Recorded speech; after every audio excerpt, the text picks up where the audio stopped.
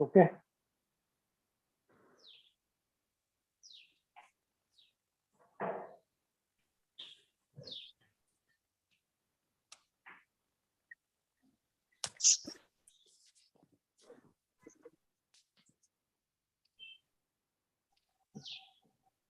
नमस्ते.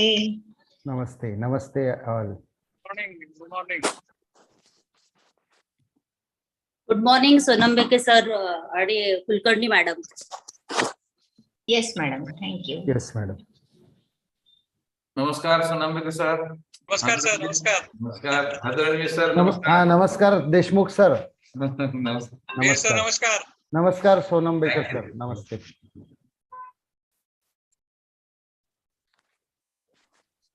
नमस्कार कुलकर्णी मॅडम. नमस्ते सर.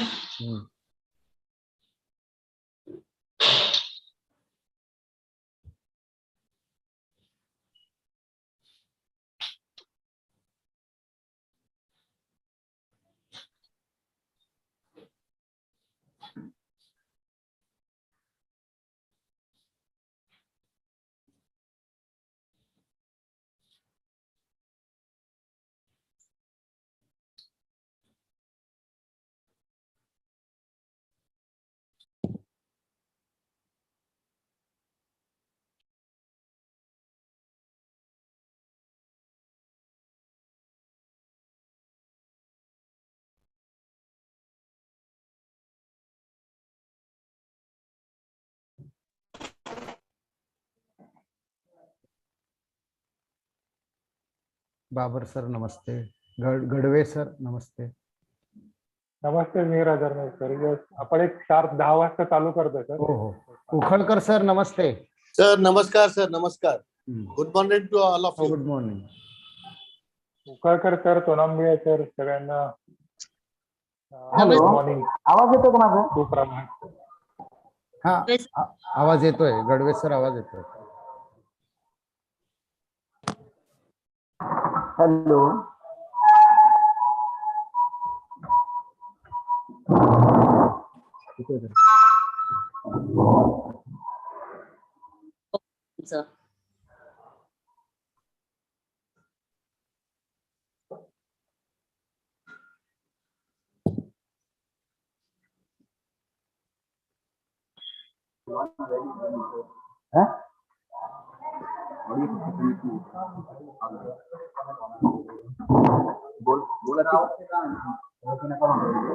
याच्यातून बोला.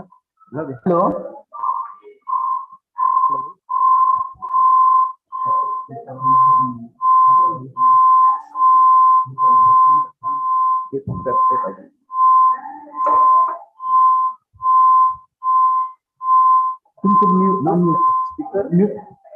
सगळ्यांची म्यूट आहेत का?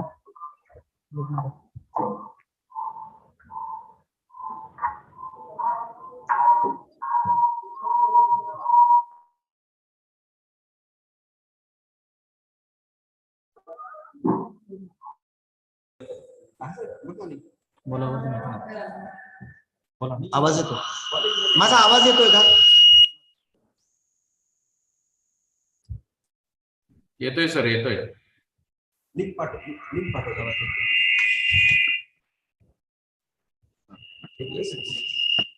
Hello.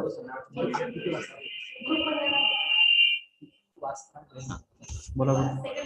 Good morning. Welcome all. Am I audible? Cable पूर्ण नाही सर. Yes. Audible.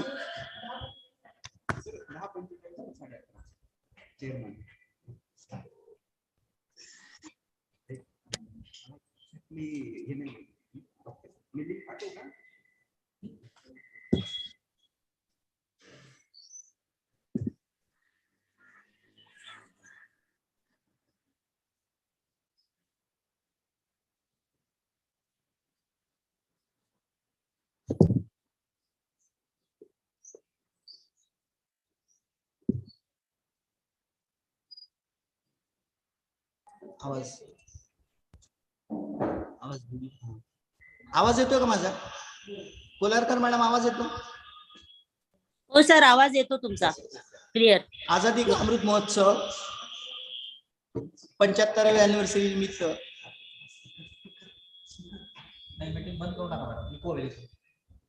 एक minute. National national webinar webinar आपण आपण आयोजित आयोजित केलेला केलेला आहे. आहे. थीम आहे हमारा आयुष हमारा स्वास्थ्य and Ayurveda for nutrition. National webinar on recent advances in the management of Ano-Rectal disorders and importance research methodology statistics. 10 ते 1 या कालावधीमध्ये आपण हा जो वेबिनार आहे तो कंडक्ट करत आहोत.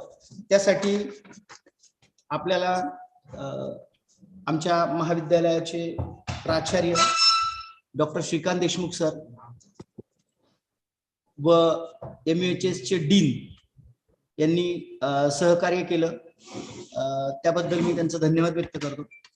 माधुरी कारेटकर मॅडम, गोविंद खटी सर, निकुम सर यांचेही मी आभार व्यक्त करतो, ज्यांनी आम्हाला या वेबिनारसाठी मदत केली. आजचे जे टॉपिक आहेत ते 10 ते 1 पर्यंत 4 टॉपिक्स जे आहेत ते आपण इथे करणार आहोत. त्यात स्पीकर म्हणून पहिल्या याच्यामध्ये ऑनरेबल वैद्य मिहीर हजारणवी सर आहेत. याच्यामध्ये चेअरमन जे आहेत ते सोनांबेकर सर आहेत. को चेअरमन योगिनी कुलकर्णी मॅडम आहेत.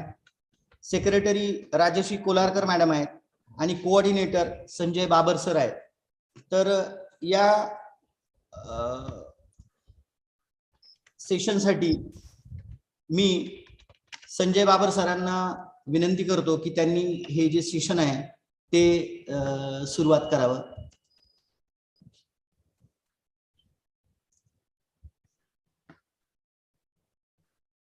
बाबर सर.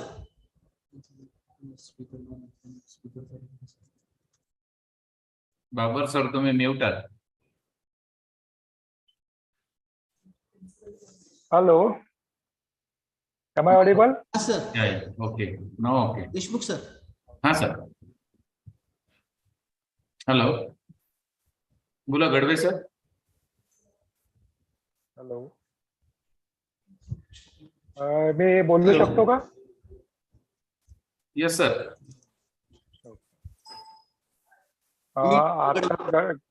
हा सर, मी doctor Gadve, head of the department शल्यतंत्र, CSMSS आयुर्वेद महाविद्यालय. आपल्या सगळ्यांचं स्वागत. शल्यतंत्र विभागातर्फे वेगवेगळ्या विषयांना आपण आज हात घालणार आहोत. त्याच्यामध्ये व्हायटल स्टॅटिस्टिक अँड डेमोग्राफी, त्याच्यानंतर management of fistula in ano ksharsutra therapy, importance of शिशुतोक्त surgical ethics in present era आणि सगळ्यात शेवटचं जे लेक्चर आहे उखळकर सरांचं sampling and sample size computation for ayurvedic research, असे 4 टॉपिक जे आहेत आजच्या सेशनचे असणार आहेत. त्याच्यामध्ये मी सर्व स्पीकर्स, चेअरमन, को चेअरमन, सेक्रेटरी, कोऑर्डिनेटर्स या सगळ्यांना इथं निमंत्रित करतो आणि कृपया मी देशमुख सरांना विनंती करतो की त्यांनी 2 शब्द सेशनच्या सुरुवातीला बोलावेत. Thank you, Gadve sir. Actually, this is today's webinar, which is national webinar on the occasion of Azadi Ka Amrut Mahotsav. We are celebrating this commemoration of this Azadi Ka Amrut Mahotsav in the 75th anniversary of our independence of India. And we have arranged these webinars of individual department of Shalyatantra.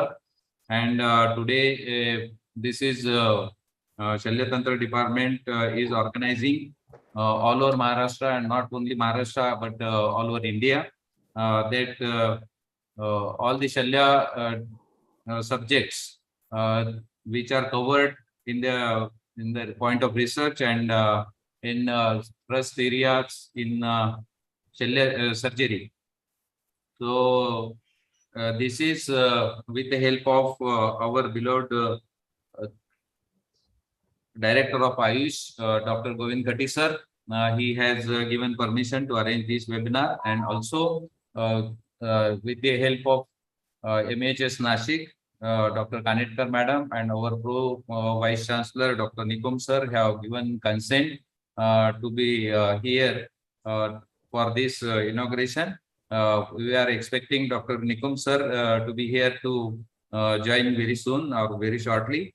And also MCM, Maharashtra Council of Indian Medicine, Mumbai also has given consent to arrange these type of webinars. Today on web portal, we have a lot of students, PGs, PhDs, and faculty members and practitioners joined for this webinar because the topics are very important, which covers the fistula nano with the management of with the help of Char Sutra, then vital statistic and demography, then importance of surgical ethics in present era, and also we have the topic for the sampling and sample size in research methodology. So I wish every success for this webinar and congratulate all the for giving opportunity for the all fraternity of the Ayurveda people. So wish you all the best. Thank you and thank you very much. Over to you. Babar sir. Thank you, sir. Thank you for a very encouraging speech. Now I take a privilege to start the session. And for the today's session, we have a chairman, Dr. Vinay Sonambekar, sir, from Nashik. We have co-chairman, Dr. Yogini Kulkarni, madam, from PDS Ayurvedic College, Pune. And the guest speaker for today's session or topic is Dr. Honorable Mir Hazar, sir. I request Dr. Kolarkar, madam, to briefly introduce these honoraries, especially the Dr. Mir Hazar, and regarding the topic. Today's topic of first session is vital statistics and demography. Over to Dr. Kolarkar, madam. Thank you. Okay, thank you, Babar sir. Am I audible? Yes, Yes, madam. Please continue. Okay, thank you. Sagarna माझा नमस्कार. And good morning, everyone. I am Dr. Rajeshri Kolarkar, Professor in Shalya Tantra Department of Mittal Ayurved College, Mumbai. I am welcoming all respectable members of Ayush, respectable members of MOHS, all professors, speakers, and students of Ayurveda. It is mega event of Ayurveda as all government, aided, non-aided, deemed university and all colleges are working together for our theme, Hamara Ayush, Hamara Swasthya. Our first lecture is on vital statistic and demography. As our aim to update knowledge, sharpen skill, and achieve expertise, Ayurveda need to do more and more research. We need to present our knowledge of Ayurveda science in the language of research, so we can communicate well across the world. And for global research, all should be expert in statistic and demography. Demography, it is a statistical study of human populations. It examines the size, structure, and movements of population over space and time. It uses methods from history, and Ayurveda have its own terminology to present the data. So today we have an eminent speaker to present the topic, Dr. Mihir Hazar sir. He is MD in Kajikisa and Swasthya, PhD scholar, currently professor, HOD, and vice principal at Tilak Ayurved Mahavidyalaya, Pune. He is ex-BOS member and PG paraclinical subject at MOHS and currently BOS member, paraclinical subject, D.Y. Patil, Deemed University, Pune. He is a resource person for many CME and MET and research methodology workshop MOHS. He has total teaching experience of 26 years. He is PG and PhD guide also. And he organized many national, international seminars. He published many research articles. So I am welcoming Dr. Mihir sir to present his topic. And before I end my words, I must thank you, organizer, for giving me opportunity to be a part of this mega event and huge webinar. Thank you all. And now over to you, Mihir sir. Thanks. Yes. Thank you, madam. Good morning, all. respected chief patron of today's national webinar, Honorable Vice Chancellor Madam, Dr. Kanitkar Madam, the Director of Ayush, Maharashtra State, Dr. Govind Khatti Sir, the Pro Vice Chancellor of MUHS, Dr. Nikum Sir, Dean of Ayurved Faculty, Dr. Shrikant Deshmukh Sir, today's Honorable Chairperson for this session, Vaidya Vinay Sonambekar Sir, Co-Chairperson Vaidya Kulkarni Madam, Secretary Dr. Rajeshri Kolarkar Madam, Dr. Babar Sir, the Coordinator, Dr. Baba Saheb Gadve Sir, from MCIM and MUHS, Dr. Dattatray Patil Sir, Dr. Ukhalkar Sir, and all the PG students, PhD students, and teachers present for this seminar. Today, I will be presenting a short lecture on vital statistics and demography as suggested by the organizing committee. I will request Babar sir to please make me the host so that I can present my slides. Babar sir. Yes, sir. Can I present my slides and share the screen? Yes, sir. Yes, sir. Yes, sir. You can.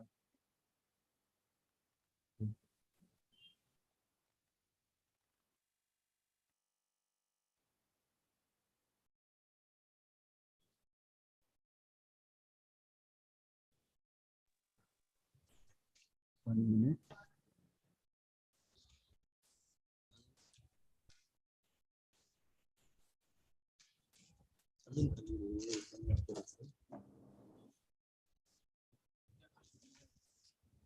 Yes. Are you able to see the screen? Yes, sir. Yes. So today I will be speaking on vital statistics and demography. As we all know that now research methods and statistics is being taught at the year level, that is the 4th year BAMS, as an introductory part in the syllabus, and also for the pre-MD education in the Ayurvedic MD and MS education. And regarding statistics, I always tell my students that we have to learn statistics to apply for our research work, which we are doing at our MD and PhD level. And there are some background sounds. Can we mute the participants whose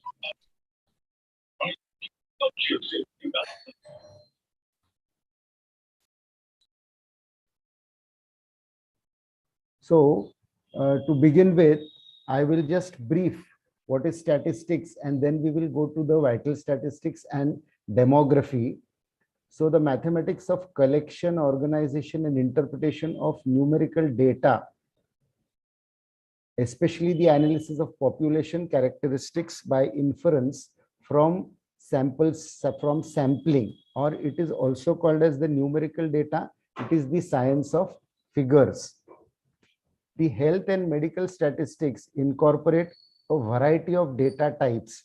Now, in today's lecture, we will be considering the vital statistics, that is pertaining to birth, death, marriage, divorce rates, etc. The morbidity, incidence of disease in a population, mortality, the number of people who die of a certain disease compared with total number of people, and other common statistical data which are reported are healthcare costs, demographic distribution of diseases, gender variables, but we are not going to consider them in today's lecture. Then variation more than natural limits may be pathological, that is abnormal due to the play of external factors. Hence, biostatistics can be also called as science of variation. But now today, for the students and the PhD scholars, I will say that do not confuse yourself with biostatistics and vital statistics.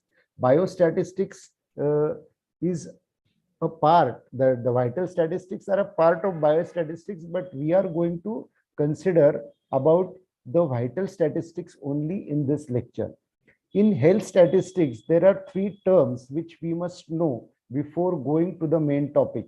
That is data, information, and intelligence. Now, what is data? It consists of discrete observations of attributes.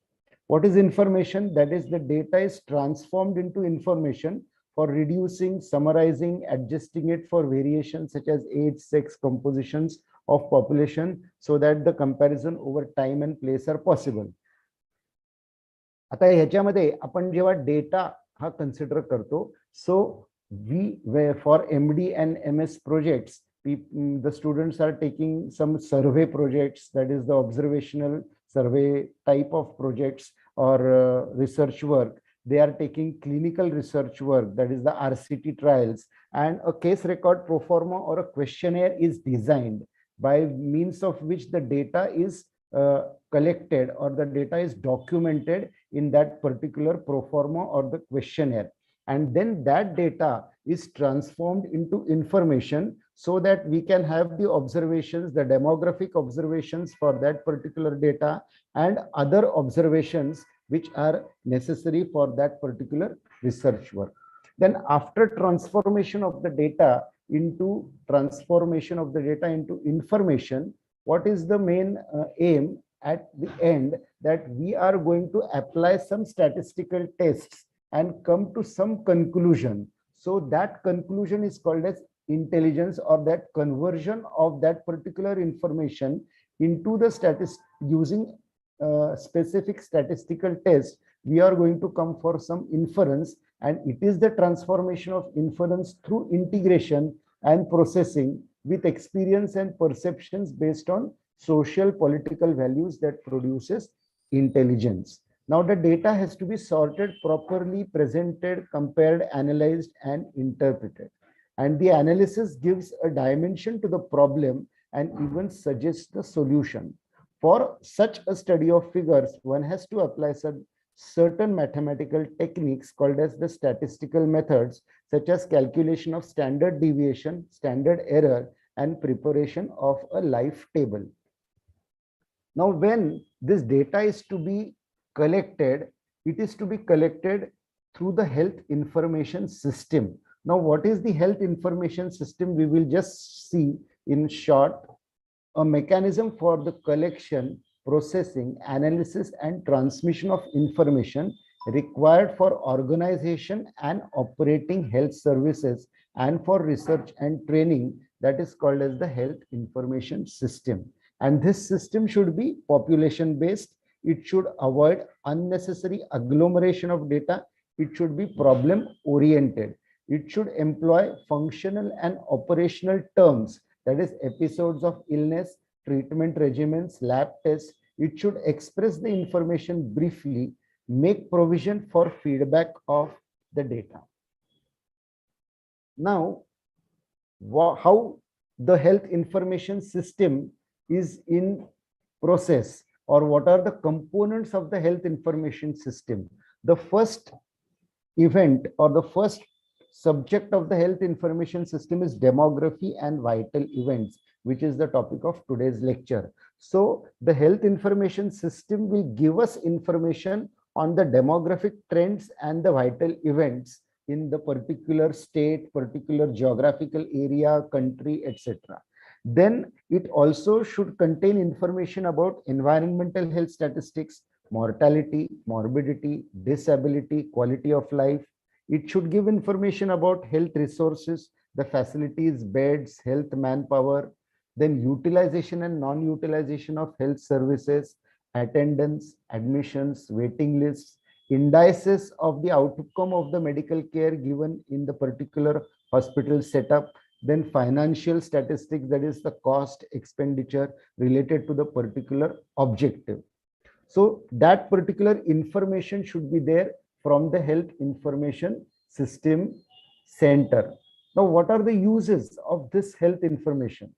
It will measure the health status, quantify the health problems, medical and healthcare needs, for comparisons of local, national, and international health status, for planning, administration, and effective management of health services and programs, assessment of the effectiveness and efficiency of the health services. These are the various uses of the health information which is gathered through the health information system. Then also it is used for assessing the attitudes, degree of satisfaction of the beneficiaries with the health system, for research into particular problems of the health and disease. Now, when we are considering the health information system and uses of the health information system, we must know the sources of health information. And the main sources which are related to today's topic are census, that is the calculation of total population of the country, then the registration of vital events pertaining to birth, death, marriage, etc. Sample registration system, which is a system which is in process or in vogue in India to collect the vital statistics. Then notification of diseases, hospital records, disease registers, record linkage, epidemiological surveillance, other service health records, environmental health data, health manpower statistics, population surveys, other routine statistics, non-quantifiable information such as information on health policies, legislation, public attitudes, program costs, procedures, technologies. These are the various sources of health data, health related data, or the biostatistical data, or even the vital statistics. Now, medical statistics go under different names when applied to different fields, such as health statistics in public health or community health, medical statistics in medicine related to the study, defect, injury, efficacy of drugs, serum, and line of treatment, and vital statistics in demography pertaining to vital events of births, marriages, and deaths. Now, health and vital statistics are important tools in demography, public health, medical practice, and community services. Now, when we talk about biostatistics, it tells us about the leading causes of death, important causes of sickness, whether the particular disease is rising or falling in severity and prevalence, which age group, sex, and social classes are affected, etc., etc. The levels of standards of health, age and sex composition of the population, whether population is rising, falling, aging, or ailing, and which health programs should be given priority, and what will be the requirement for the same. So this is these are the uses when we apply the biostatistics in the community or for the health of the community. These are the various applications. Now we will come to the main topic, the vital statistics. After briefing about statistics, biostatistics, health information system, sources of statistics, and uses of the health information system, now we will come to this main topic, vital statistics. Now, it is the statistics or the quantitative data concerning the population, such as the number of births, marriages, and deaths, the vital events of a human life. A group of official facts that show such things, such as number of births, deaths, marriages in a particular country or an area or a geographical region, etc., etc.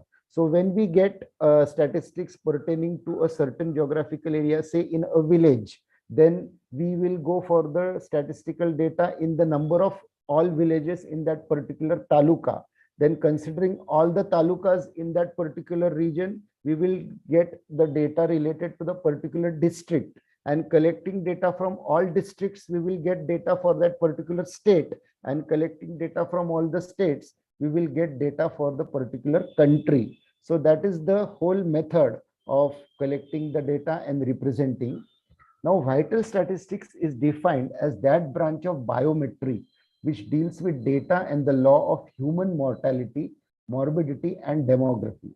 And biometrics is the science and technology of measuring and analyzing biological data. Now, vital events are collected, compiled, and the resulting statistics are known as vital statistics. So what is the birth rate of India? What is the death rate of India? What is the marriage rate in India? At what age is the marriage occurring for the male population, for the female population, etc., etc., can be considered in vital statistics. Now, these vital statistics are pertaining to, as I told you, birth rate, death rate, life expectancy rate. That is, what is the average rate of life expectancy today in India? Fertility rate, infant mortality, maternal mortality, medical certification of cause of death, then even the prevalence and incidence of diseases can be considered in this. Then vital statistics are an essential tool in demographic studies. Now, what is demography? As Kolarkar madam told in the beginning, demography is a collective study of mankind, a scientific study of human population. Then sources of collection of demographic data. Now, what are the sources of demographic data? The population census, that is the important source. That is Janaganana. Population census is called as Janaganana. Then records of vital statistics as per the Central Birth and Death Registration Act 1969. That is, it is compulsory to record the births within 14 days and record the deaths within 7 days. And this act has come into force since 1st April 1970. So the births and deaths have to be registered, and they have to be registered in the corporations, in the urban areas, and at the panchayats in the rural areas. Then the records of health departments, records of health institutions, reports of special surveys. Now, records of health institutions also pertaining to birth and deaths in that particular health institution. Then periodic publications by WHO, Registrar General of India, Directorate General of Health Services, New Delhi, then state health directorates. These are the periodic publications from where we can gather the data related to vital statistics. Then miscellaneous, that is including all other health agencies and establishments like hospital and nursing homes. Then the records of vital statistics. The civil registration system of India is the source. In 1873, that was the landmark in the history as the Bengal Birth and Death Registration Act was passed. Later on, it was passed to the other states, and now it is the responsibility of the state health directorates for birth and death registration in every state. Since 1960-62, the work was assigned to panchayats in rural areas and municipal corporations or nagar parishads in the urban areas. Now, the Registrar General of India introduced 2 schemes to monitor the level of registration of vital events and its reliability.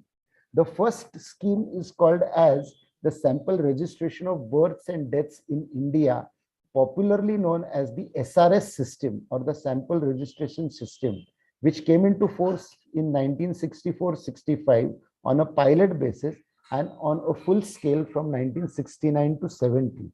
The SRS since has been providing data on regular basis. Now, SRS in India is based on a dual record system. What is there in this system? It is a field investigation for enumeration of births and deaths in a sample villages, urban blocks by resident part-time enumerator and an independent 6-monthly retrospective survey by full-time supervisor. So there is a full-time supervisor independently, and there is a part-time enumerator also. So data is obtained from these 2 sources, and the unmatched and partially matched events are re-verified in the field to get an unduplicated count of correct events. The advantage of this procedure, in addition to elimination of errors of duplication, is that it leads to quantitative assessment of the sources of distortion in the 2 sets of records, making it a self-evaluating technique. So it is a very good technique, the SRS system. Now, the components of SRS is baseline survey of the sample units, then continuous enumeration of vital events, then independent retrospective half-yearly surveys for recording births and deaths which occurred during the half year under reference of and updating the house list, the household schedule, list of women in the reproductive age group along with their pregnancy status by the supervisor. So these are the components of the SRS system. Then matching of events recorded during continuous enumeration and those listed in the course of half-yearly survey, field verification of unmatched and partially matched events, and filling of verbal autopsy forms for finalized deaths. That is also important for the death rate. Then the second part in recording of the vital events is survey of the cause of deaths. Now, collection of mortality statistics, an integral part of vital statistics system in the country. Infant mortality rate is the most important indicator of all-round development of any country. So that is most important. So when we are considering the mortality statistics, it will be a general mortality, that is the crude death rate, and it will be mortality related to the infants, to the maternal mortality, disease specific mortality, etc., etc. Now the main source of vital statistics is also census. Now what is census? It is the total process of collecting, compiling, publishing demographic, economic, social data pertaining at a specified time or times to all persons in a country or delimited country. That was the definition given by the United Nations. The census comes from the Latin word censere, meaning value or tax, and it is conducted at 10-year interval in every country. Now, method of census calculation, in fact or whether by right or not, the method is to list all persons present in the household or living quarters at midnight of the census day, or all who pass the night there.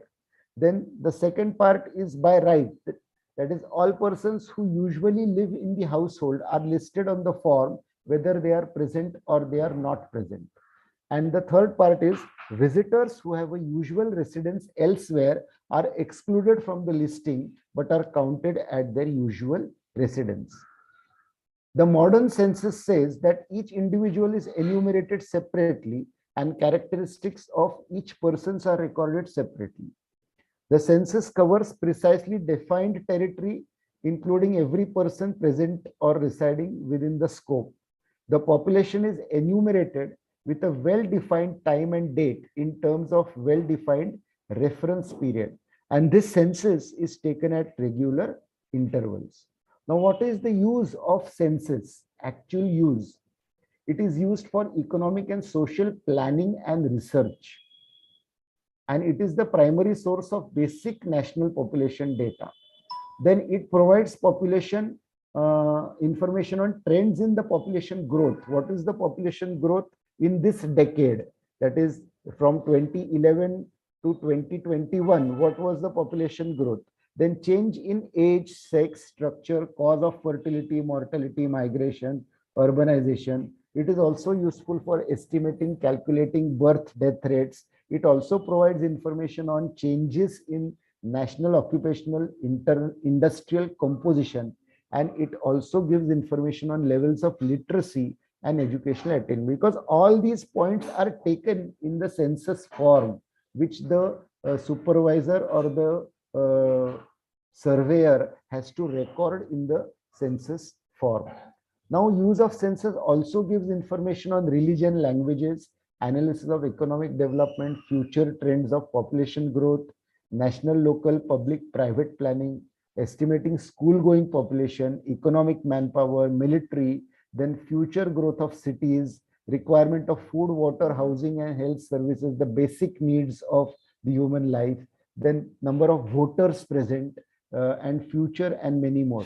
The census is contributing to a revolutionary expansion of global economic, sociological, and demographic knowledge of that particular country or the geographical region. Now, information of census will include household information and individual information.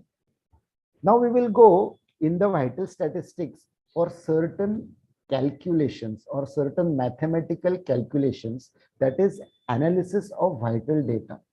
Now, there will be two parts, that is measurement of population, measurement of mid-year population. Now, how to proceed for this analysis? There will be a natural increase method, that is population total, PT. Population total is population of last census plus B minus D. What is B? B is total number of births minus total number of deaths plus I minus E. What is I? I is total number of immigrants into the region, that is those who are coming from other countries to our country, and total number of emigrants from the region, that is those who have left our country and joined some other country or residing in some other country. So that this is the formula for calculation of the total population. That is, population total is population at last census plus birth minus death plus immigration minus emigration. That will give you the total population. Then this first method is called as the arithmetic method. We will see the examples in the arithmetic method. Then geometric progression method, where population total is population of the last census multiplied by 1 plus r into t. Now what is r? R is the growth rate and t is time in years. So when we calculate the growth rate is equal to population total divided by the population of the last decade or the last census multiplied by 1 upon t minus 1, where t is time in years. So this is a geometric calculation of the total population. Now we will see just one example of arithmetical calculation, which I have just told you, that is population forecasting methods. The example problem is arithmetical increase method formula. When we say PN, earlier I said it was PT, that is population total. Now here it is said as population N, where N is the number of decades after the last known population. So population in the number of decades is equal to population, that is the last known population, plus N x bar. So what is N? N is the number of decades between the population, last known population, and the population after the number of decades, and x bar is the rate of the population growth, that is the R, which was told in the geometric regression, that is, it is the growth rate of that particular population. Now just see one common example. This is just an example which is quoted here. The following data or common data can be discussed. Now here I have just mentioned the population in year wise, say 1930, it is 25. This is just an example. This is not the exact population of that year, but 1930, if it was 25,000, 1940, it is 28,000, and so on. So what is the question here? With the help of the common data, find the population for the year 2020 using the arithmetic increase method. So with the help of the arithmetic increase method, we will just calculate the data. I will just show you the calculation. That is, the step 1 is find the increase in population in each decade. That is 1930, if it is 25,000, increase, we are not going before 1930, so it will be dash. In 1940, it is 28,000, so increase by 3,000. In 1950, the increase is by 6,000. 1960, the increase is by 8,000. And 1970, the increase is by 5,000. So this is a record. Now we have to calculate the data for 2020. What will be the population in 2020? So here, as you see, the step 2, that is find, in step 2, we will see that is X bar, that is now find the difference of the population increase in by each decade. So 3,000 plus 6,000 plus 8,000 plus 5,000. So divided by 4, because these are the 4 things. So we will take the average. So X bar, that is the population growth, is 22,000 divided by 4, that is 5,500. So this is the step 2 to find the growth, average growth rate in the 4 decades which were taken for calculation. Now step 3 is finding the number of decades between the last known year and the required year. Now what was the last known year? It was 1970, and today we are going to calculate for 2020. So 5 decades have elapsed, so n is equal to 5. Now step 4 is apply the formula. Population in that particular decade is equal to the last measured population plus n x bar. So population today we want of 2020, population of 1970 plus 5 into 5,500. That is the 5 decades have elapsed. So n is 5. So, and the growth rate is 5,500, which we have calculated above. So 2020 will be, the population will be 47,000 plus 27,500. So it will come to a total of 74,500. So population in 2020 will be 74,500.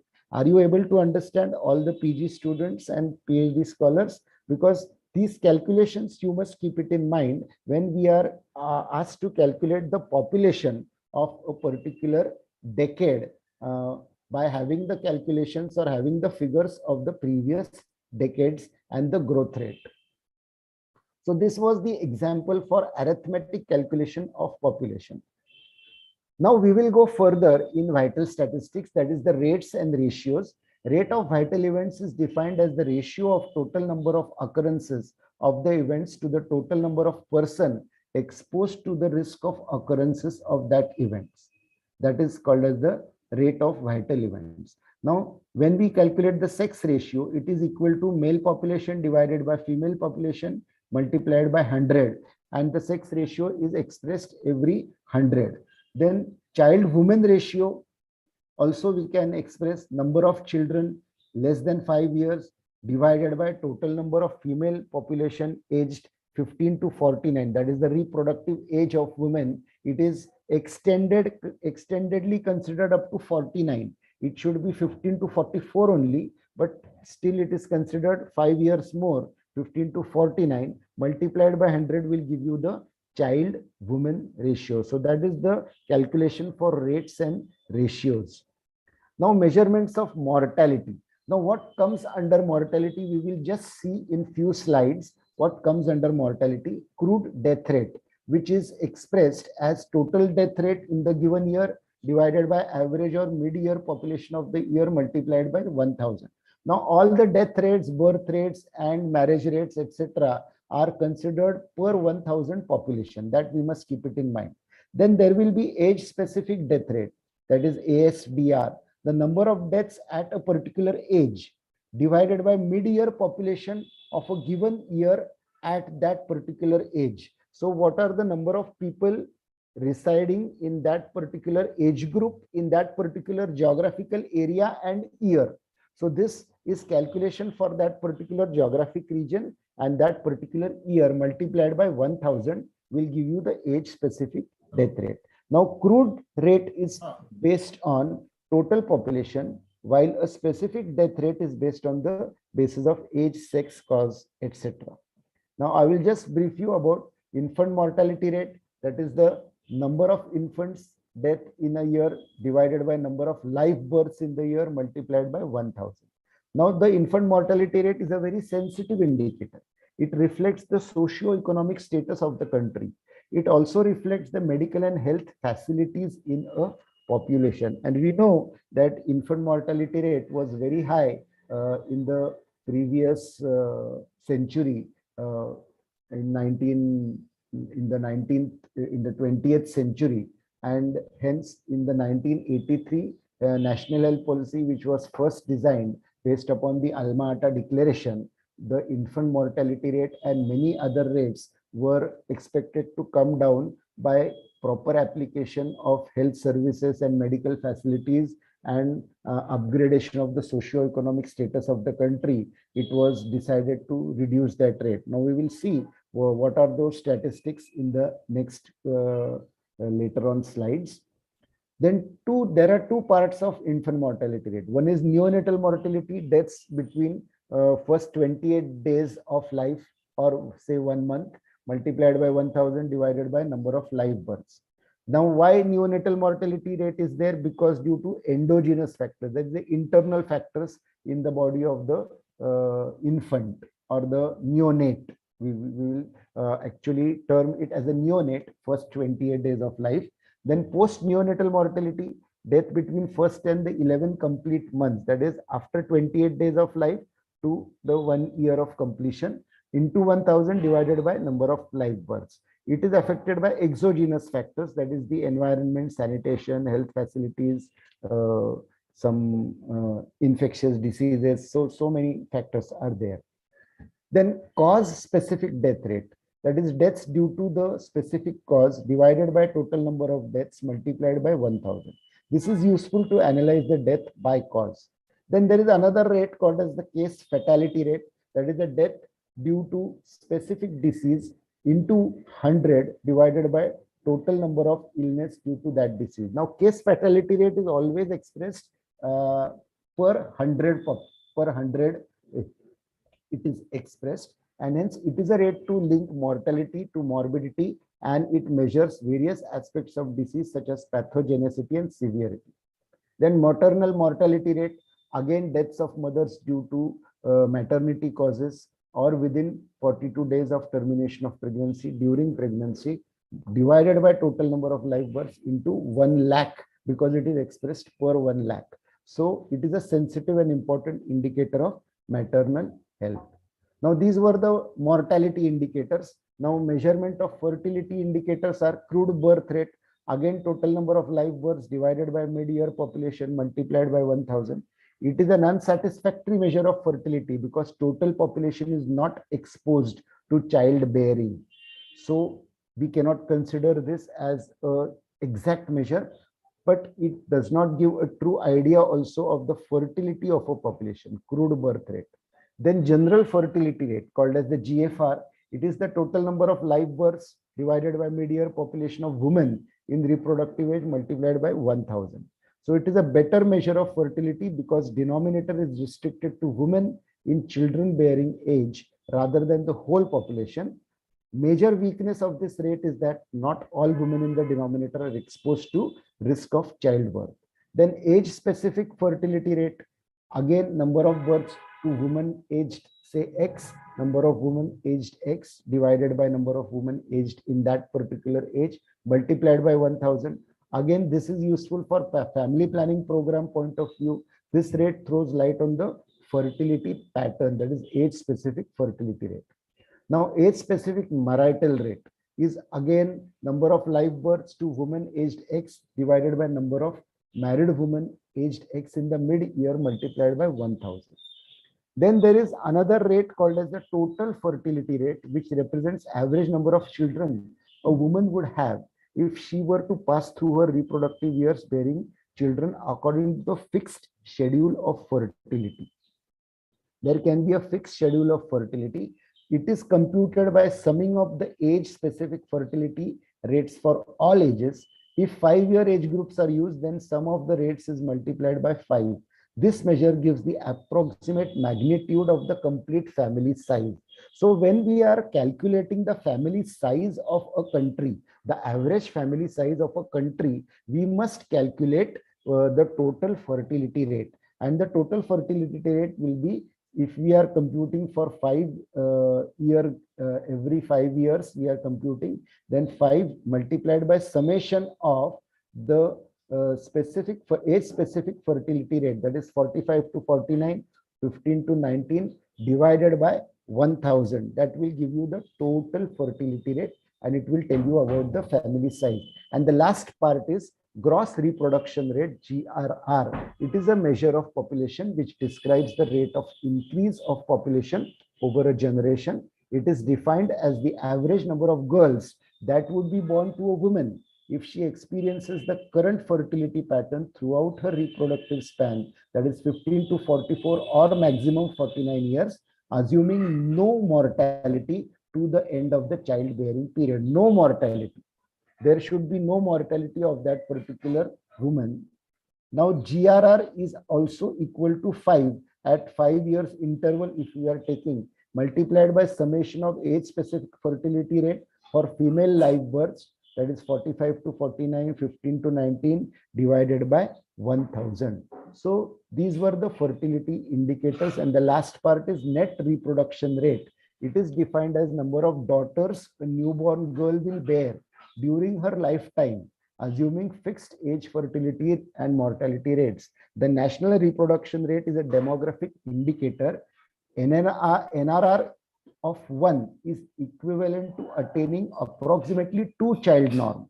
If the NRR is less than 1, then the reproductive performance of the population is said to be below the replacement level. Now, this is a table of the population statistics of India in the 2021-2020. So population growth rate is 0.68% increase from 2021 per annum. The size of household person is 4.4% in 2020. Toilet facility in Swachh Bharat Abhiyan, it has been increased to 83% have population have access to toilet facility. Literacy rate is also 79.1% as in 2022 statistics. The total fertility rate is 2 births per woman. The general fertility rate is 179 births per woman aged 15 to 44 years. Then crude birth rate is 17.16. Age at first marriage for females, it has been increased to 20 years. Male is 25 years. The infant mortality rate has been reduced considerably to 27.6 deaths per 1,000 live births. Neonatal mortality is again 26 per 1,000 births. Under 5 mortality is 36 per 1,000 births. And MMR, that is the maternal mortality rate, has also been reduced to 113 per 1 lakh live births, which was more than 200 or 250 in the year 1983 or 1978. It has considerably reduced over the past 30-40 years. The death rate has also been reduced. It was previously 9, 10 or more than 10. Now it has been reduced to 7.3 because of increased medical facilities, hospitals, and tertiary care centers in the country. So 7.3 per 1,000 population. So this is just a statistical data of our country in 2021-2022. Now I will just come to the last part of my presentation, and I will just brief you all that after studying the vital statistics or the demography and the statistical part, how to apply statistics in Ayurveda, what is the application of statistics? It is required for proper data maintenance in hospitals and clinics. In our regular Ayurvedic hospitals, if we maintain our data properly, and if we write the diagnosis of every patient on the case paper, OPD case paper, we will be able to collect the incidence rate in Ayurvedic terminology. That is, for example, how many patients of Amla Pitta are coming to the OPD of, say, of your college hospital in the past 1 year, how many people have come and how many people were diagnosed as Urdhvaga Amla Pitta, how many people were diagnosed as Amavat, as Grahani, as Sandhigatavat, as Pakshavada, as Prameha or Madhumeha, as Tamakashwas, and so on and so forth. And we must gather data pertaining to the Ayurvedic diagnosis. Unless we gather data pertaining to Ayurvedic diagnosis, we will not be able to design the national health program in accordance with the Ayurvedic principles for the whole country. So if we are able to gather, say for Amavat, we can design a national health program for Amavat, and we can suggest the Ayush Ministry that yes, now you give guidelines for control and prevention of Amavat pertaining to the Amavat patients in the particular region and geographical region. So hospital and clinics, we must maintain proper data. For information and intelligence from the data, we can gather information, we can draw inferences from the intelligence, but proper maintenance of proper documentation is most essential in this particular region. Then research at MD and PhD level, as many PhD and MD students are there today in the lecture. So they will need this information, this knowledge for conducting research. Then creating evidences in clinical fundamental drug research. And lastly, statistical evidences from the Samhitas, that is literary research from the Aptas. Now I will conclude my lecture that in Ayurveda, the evidence starts from the Apta. I thank all the organizers of this national webinar for giving me an opportunity for sharing my views regarding vital statistics and demography. I thank the chairpersons, the organizers for giving me this opportunity. Thank you once again for a very sound listening. If there are any questions, I will be pleased to answer those questions. Thank you very much.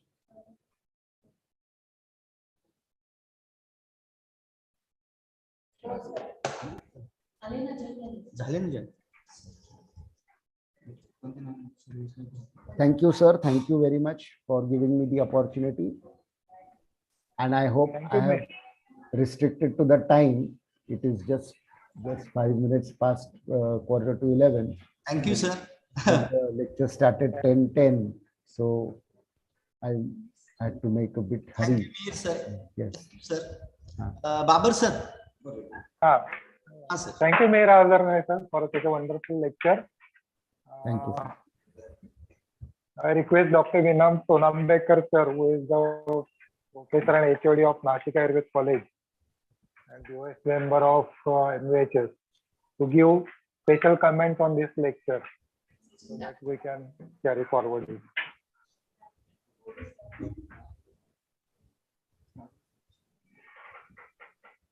Hello, Sonambekar, sir, please. Sonambekar sir, phone law.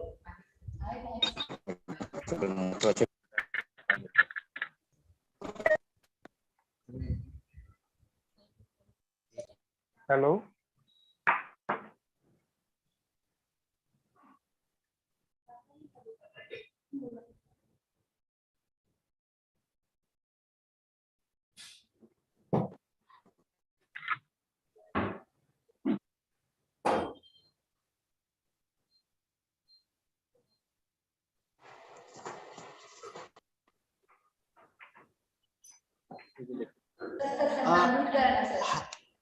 Sir Mihit sir. Yes, sir. तुमच्या PPT ज्या आहेत ना, हा तर त्या मी हे केल्या. हा आता शेअर नाही केलेल्या. अच्छा. I have stop sharing. हा सर. सोनांबेकर सर बोलतायत का? Hello, Gadve sir. Hello. Hello. हा बोला ना सर. सर, सोनांबेकर सरांना अनम्यूट करायचं, ते म्यूट झालंय. एकच करता येत नाही. मी करतो.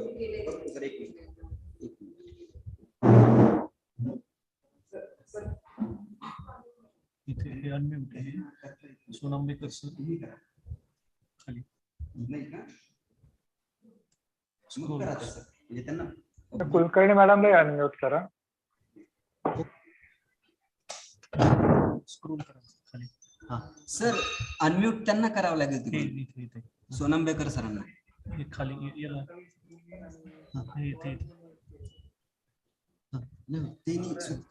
सर तुम्हाला स्वतः करावं लागेल सर. सोनांबेकर सर. नाही, ते म्हणतं होस्ट. हॅलो. हा सर. आता येतोय आवाज? हा येतोय ना सर आवाज. ओके चालेल. अनम्यूट करा आणि व्हिडिओ पण शेअर करा. हो, मगाशी ते तुम्ही तिकडून होस्ट इज नॉट अलाउड असं म्हणत होतं, म्हणून प्रॉब्लेम होता.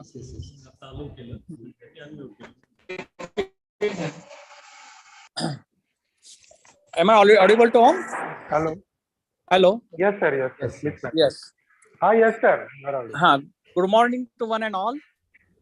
First of all, I would like to give many thanks to organizing committee for honored me as a chairman of these scientific sessions. On the occasion of the Azadi Ka Amrit Mahotsav, this first session of webinar is really enlightening the importance of vital statistics and demography by our eminent speaker, Dr. Mir Hajarmi sir. He has very widely explored the importance of vital statistics and demography in research also. Vital statistics is also known as vital records, as he rightly explained, or vital events vital events which are important source of demographic data. Vital statistics is very important for analysis of population at any time, at any given point, and also it bridges it bridges the gap between two senses. The information between two senses can be analyzed or can be obtained from analyzing the vital statistics also. So vital statistics and demographic data has vast importance, or it plays a key role in making the health policies for all stakeholders. Recently in COVID-19 pandemic, vital statistics and demographic data have proved its importance for the prediction of the waves, to frame out the vaccination policy regarding age, which age group is to be taken first, everything. So this is a very important topic covered by the Dr. Mir Hajarvi sir. I would like to thank him for delivering a very, very nice lecture. Thank you, sir. Thank you, sir. Thank you, sir. Hello. Hello. Thank you, sir. Thank you, Ano-Rectal sir, for such your wonderful comment. Now I request Dr. Yogini Kulkarni madam, who is the professor and HOD of research department at CDS Ayurvedic College, Pune, to give special comments and vote of thanks for this session. First of all, I am very much thankful to organizers of national webinar on recent advances in the management of ano-rectal disorders and importance of research methodology and statistics. Department of Shalya Tantra of all government aided and non-aided deemed Ayurvedic colleges of Maharashtra for giving me this opportunity as a co-chairman. And I'm very much thankful to Dr. Mihir Hazarnavi sir for the to-the-point lecture, informative lecture, and very super fast lecture, because the topic is very vast and he has completed the topic within time. Then I'm thankful to Chairman Vinay Sonambekar sir, Secretary Rajashri Kolarkar madam, Coordinator Vaidya Sanjay Babar sir, and also once again I am thanks to all participants of this national webinar. Thank you very much, sir. Thank you, madam. Thank you. Thank you very much, madam. Thank you, madam. Over to Gadave, sir, please. Yes, sir. Now, second lecture going on. I just welcome Dr. Rajeshwar Reddy, sir, Dr. Sumed Vasnik, sir, as a chairman, co-chairman as a Pradnya Sabde, madam, secretary as a Lakshmi Soni, sir, and coordinator Ganesh Malvade, sir. Hello. I'm audible? Hello. Yeah. Yes, sir. Ganesh Malvade, sir. Yes, sir. Sir, please invite Dr. Reddy, sir.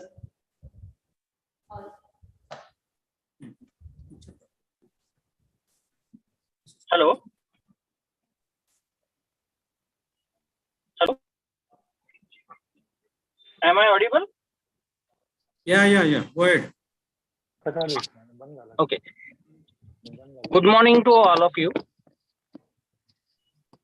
Sadbhya Sadguru Vak Sudha Sruti Parispita Sruti Nasmivo Nalam Toshayitum Payoda Payasa Na Ambho Nidhis Trupyati Vyakhya Bhasa Rasa Prakashanam Idam To Asmin Yadi Prapyate Kwapi Kano Gunasya Tadasau Karne Kshanam Dhiyatam.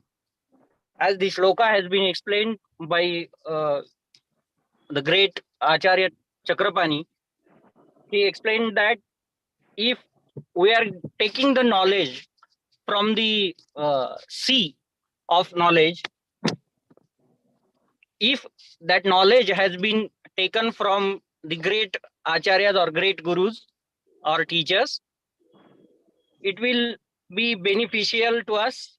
And that knowledge, if we are keeping for a while in our mind, then it will be beneficial all society. So for today's second scientific session, I welcome to Dr. K. Rajeshwar Reddy sir. For today's second scientific session, I welcome to Dr. Sumit Vasnik sir as a chairperson, and also I welcome to Dr. Pradnya Sabde ma'am, who is co-chairperson for today's second scientific session. Also, I welcome to Dr. Lakshmi Nivas Soni sir, who is today's second section's secretary. Hello. Yeah, I am audible now. Yes, yes. Can I start? Sir, I am Dr. Soni. Just I will introduce you. Yes. Before going to be starting the scientific session, I would like to request Dr. Lakshmi Nivas Soni sir, please introduce our scientific sessions today's guest. Good morning, everybody. Today we are attending national webinar, and Dr. Rajeshwar Reddy from Mumbai is giving his second lecture right now. Before going ahead, I would like to introduce him to all of us. I don't think that he requires any kind of introduction to all of us, but still, as a part of formality, it's my duty to introduce to you, all of you, for his exhaustive work. Dr. K. Rajeshwar Reddy, he has done his MS Ayurveda from Mumbai University and he lives in Mumbai. His educational qualification, Master of Surgery in Ayurveda. His duration of clinical experience is, for UG, it is 33 years. For PG, it is 22 years. And for PhD, it is last 11 years. He has such a vast experience in the field of surgery. His clinical experience is also of 33 years, of which 2 years experience is as in charge in COVID-19 for 200-bedded hospital and in charge of COVID vaccination center in 2 years, and he has received letter of appreciation from Honorable Governor of Maharashtra State for his dedicated work done in Yamme Poddar Hospital during COVID-19 pandemic year. He is currently working on the post of professor and head of department of Shalyatantra in R.A. Poddar Ayurveda Mahavidyalaya, Varali. Also, he is working as a surgeon in Yamme Poddar Ayurveda Hospital, Varali. His areas of achievement: at first, he has received letter of appreciation for his dedicated work in Yamme Poddar Hospital during COVID-19 pandemic year by Honorable Governor of Maharashtra on 10th March 2022. He is Senate member of Maharashtra University of Health Sciences, Nashik. He is member of Scientific Advisory Board of DMER. He is principal investigator in ICMR multicentric specialization threats under GTP scheme of Government of India in the areas of benign prostatic hypertrophy. He is co-opted member for Institutional Board of Studies for PG courses at E.Y. Patil University, School of Ayurveda, Nerul, Navi Mumbai. He is member of Ayurveda PG Board of Dr. NTR University of Health Sciences, Vijayawada, Andhra Pradesh, 30th of November 2012. He is member of PG Board of Maharashtra University of Health Sciences, Nashik. He was member of inspection committee for various Ayurvedic colleges organized by MUHS Nashik and Government of Maharashtra and Government of India. He was course coordinator of 1 month certificate course workshop in Kshatrasutra therapy conducted by Eye Care at R.A. Poddar Medical College and campus in last 16 years. He is convener of Kshatrasutra campaign and workshop Maharashtra State organized by Ayush Government of India, New Delhi.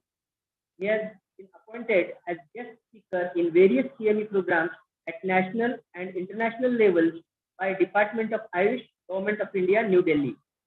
He has given many guest lectures in national and international conferences and workshops update in proctology in 2011 at Mumbai. He was also guest speaker in Sandan 2003 workshop on line surgical demonstration, expert speaker in international conference and workshop on surgery in Bangalore, Karnataka 2007. He was training coordinator of Sharpsutra therapy for medical officer of NRHM of Maharashtra State. He is organizing secretary of National Seminar on evidence-based leach application held on 20th October 2013 at R.A. Poddar Medical College. Workshop on good clinical practices ethics conducted by Indian Council of Medical Research, New Delhi in October 2002. He has done basic workshop on research methodology on 30th July to 1st August 2012, organized by MUHS Nashik.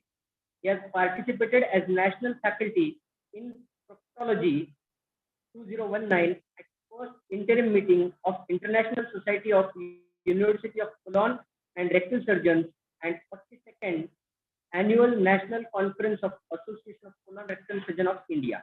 He has received awards, received letter of appreciation from Honorable Governor of Maharashtra, Sharpsutra Tadnya Award recipient from Department of Ayush, Maharashtra State, Lifetime Achievement Award and Best Doctor Award by Telugu Doctor Association Mumbai, Government of Maharashtra State, Dhanvantari Puraskar 2020, awarded by Mumbai Vedya Seva Sanstha.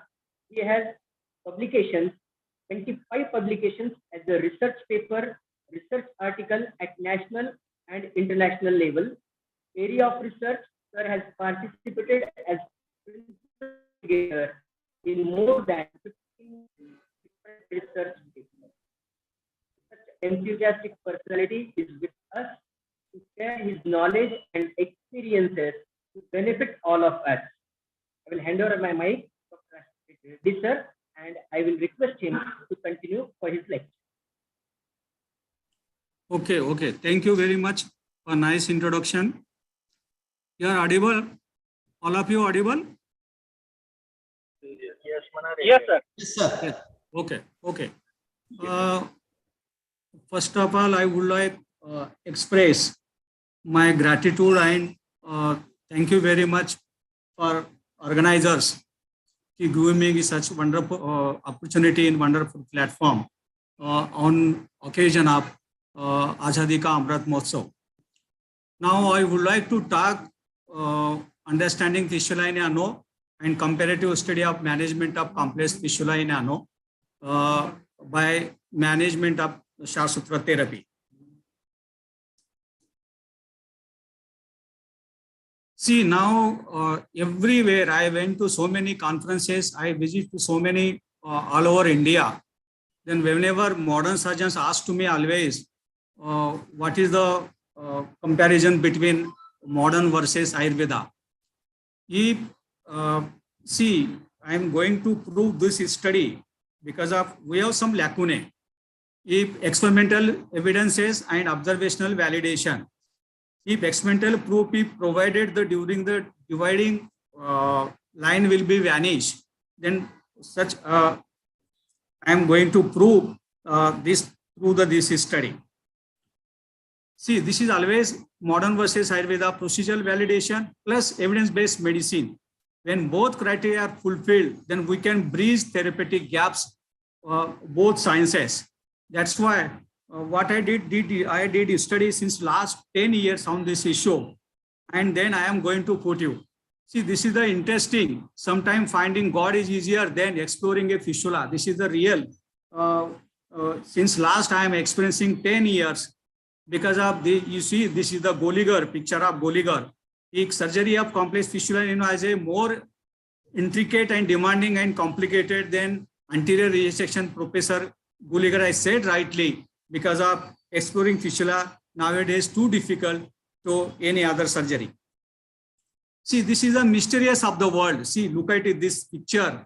This is the mysterious of the world because of always his fistula is mysterious. That's why this is the mysterious of the world. Always I compare to this picture.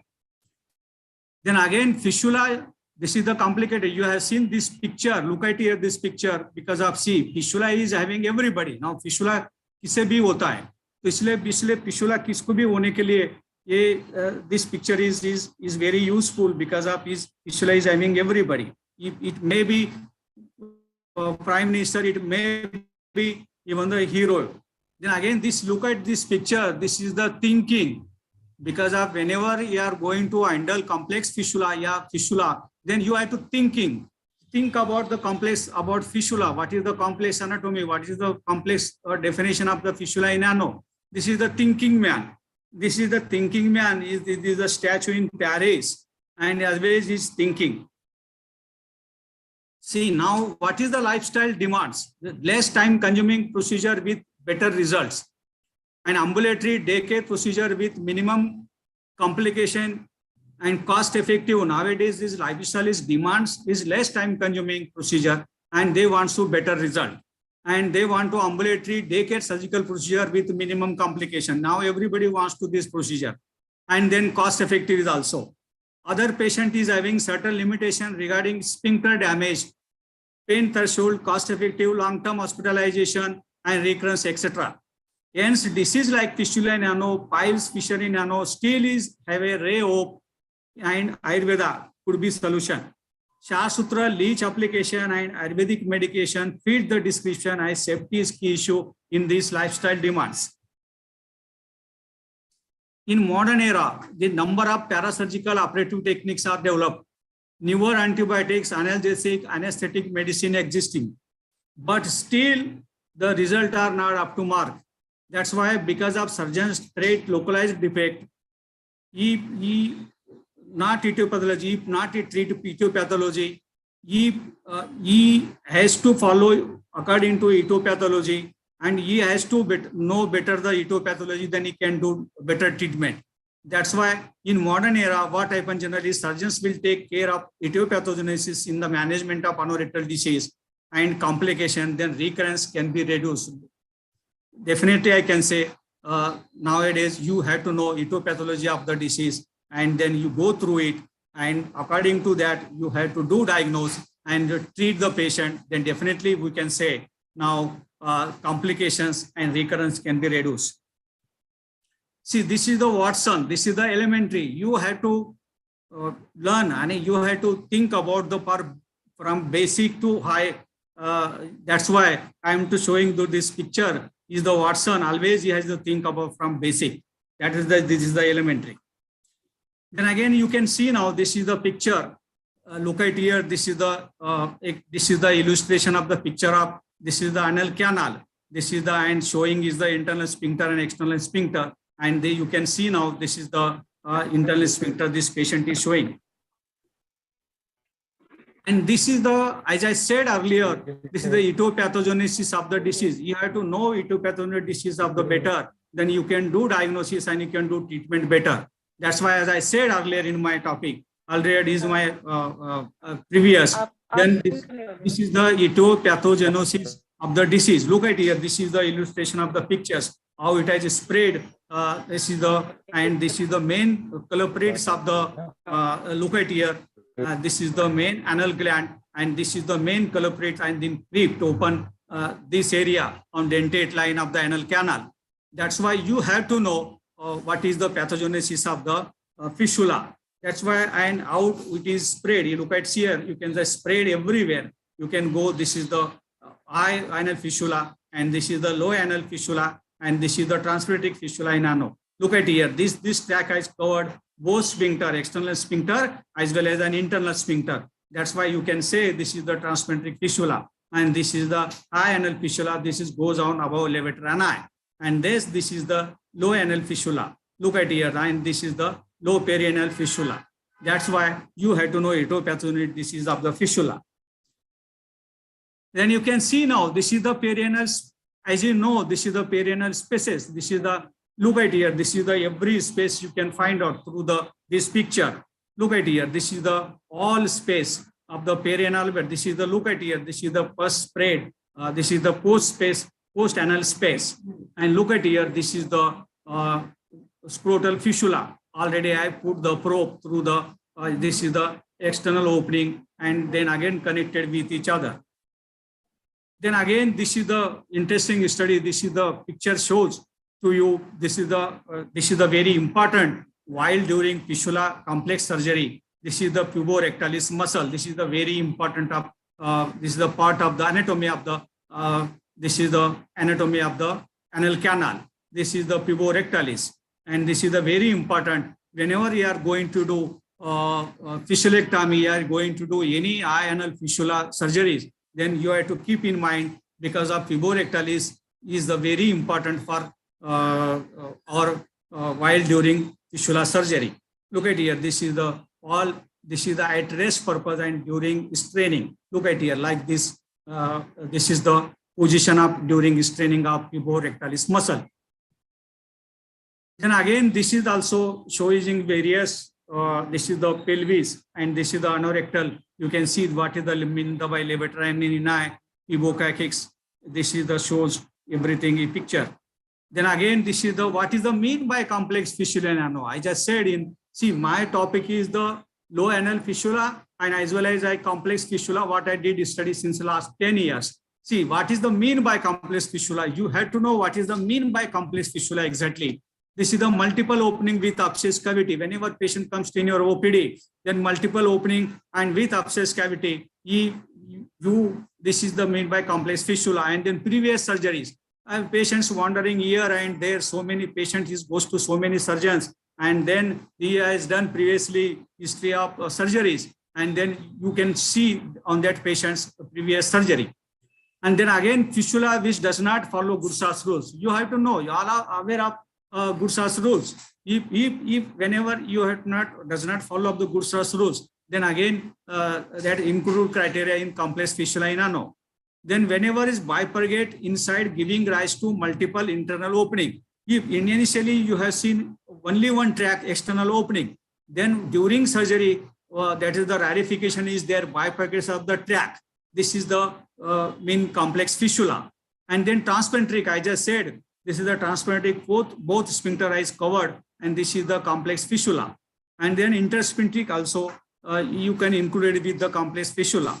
And simple fistulae crosses more than 30 to 50%, then internal sphincter. I have included all criteria in my complex fistula in ano. Because of whenever is, everybody is now referring to simple fistulae, but I have to focus on since last 10 years, what I did is study comparatively on complex fistulae. These are my inclusion criteria.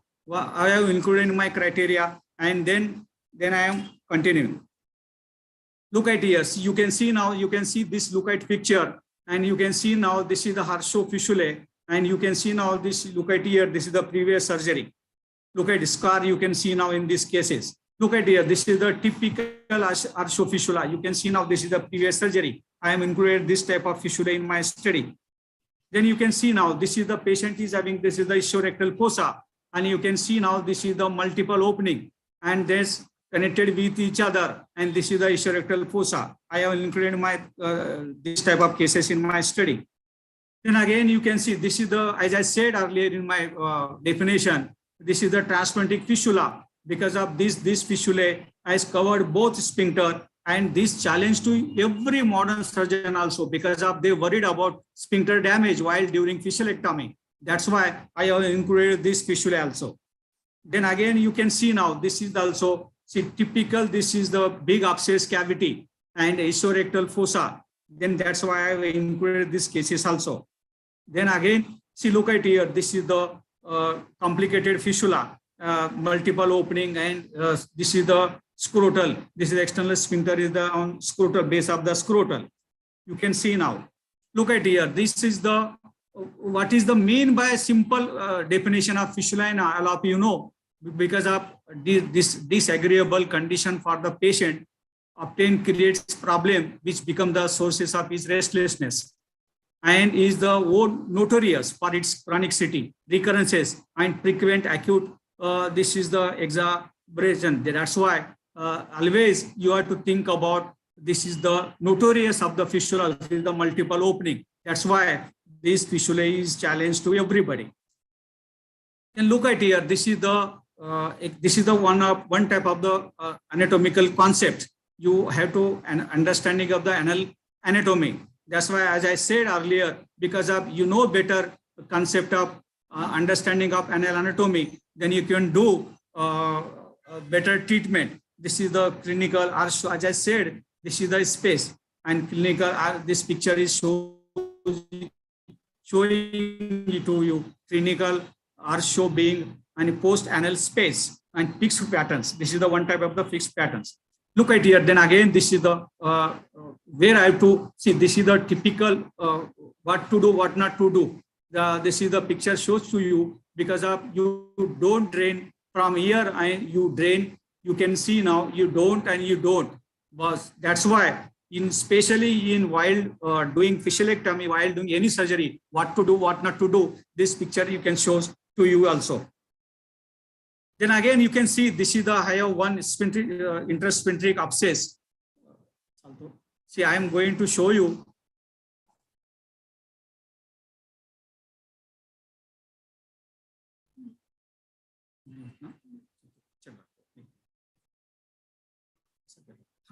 See, this is the I have one patient comes to you in OPD, and this is the intersphincteric abscess. I am going to drain. See, put the just sinus forceps, and I am going to drain. See, this is the, you can see now, this is the pus. See, this is the video clip, but I have some audio visual technical problem. That's why I am not showing. This is the video clip. And this is the next. See, what I have found during my study, I am going to put in front of you. See, whenever I am going to study since last 10 years about complex fistula and simple fistulae, then I am going, since last 10 years, see 75% cases of fistula in ano are low anal and superficial. Even though those are doing private practice, those are doing in private, especially they are running the Ano-Rectal OPD. The 75 cases is fistula in ano are low anal and superficial, what I have found during my study. That's why this 75 cases is our bread and butter for Ayurvedic surgeons. And then always I tell to my PG student also, you have to focus on 75 cases during your OPD during treatment. Then again, 8% cases, what I have found during my study, 8% cases high anal fistulae found, which are, as I said earlier, nightmare for surgeons. And 5% cases are fistulae are subcutaneous. This is a very easy to treat all subcutaneous fistula. And then that's why 75% and this is the 5% cases is our bread butter. And 12% fistulae is anorectal, infralevator and supralevator, what I have found. This is difficult. You can, if you don't know anything, then you have to refer to IR center. Look at here. Then again, I'm going to show you picture. Then look at here. This is the, I just said earlier, this is the types of fistula. Look at here. This is the covered both sphincter, and this is the anal fistula. You can see this is the external anal sphincter, and this is the internal anal sphincter. Look at here. And this is the low. Look at here. Then this is the subcutaneous fistula. You can treat in your OPD level also. And you can see this is the very important. This is the pectinate line. You can show. You have to know this is the pectinate line for the importance of surgical. Then again, see, this is the, I am going to see now. I would like to discuss about classification of fistula. This is the, according to radiologists, according to James classification. Whenever we are going to send to fistulography or MRI of the perianal region, then this is the gradation. Look at here. This is the one type of the, as you know, everybody aware of it. This classification about for calcification. I just said intersphincteric fistula, transsphincteric fistula, and suprasphincteric fistula. And already I showed to you in my picture. And then extrasphincteric fistula. And this is according to MRI St. James classification. They are going to do like this classification.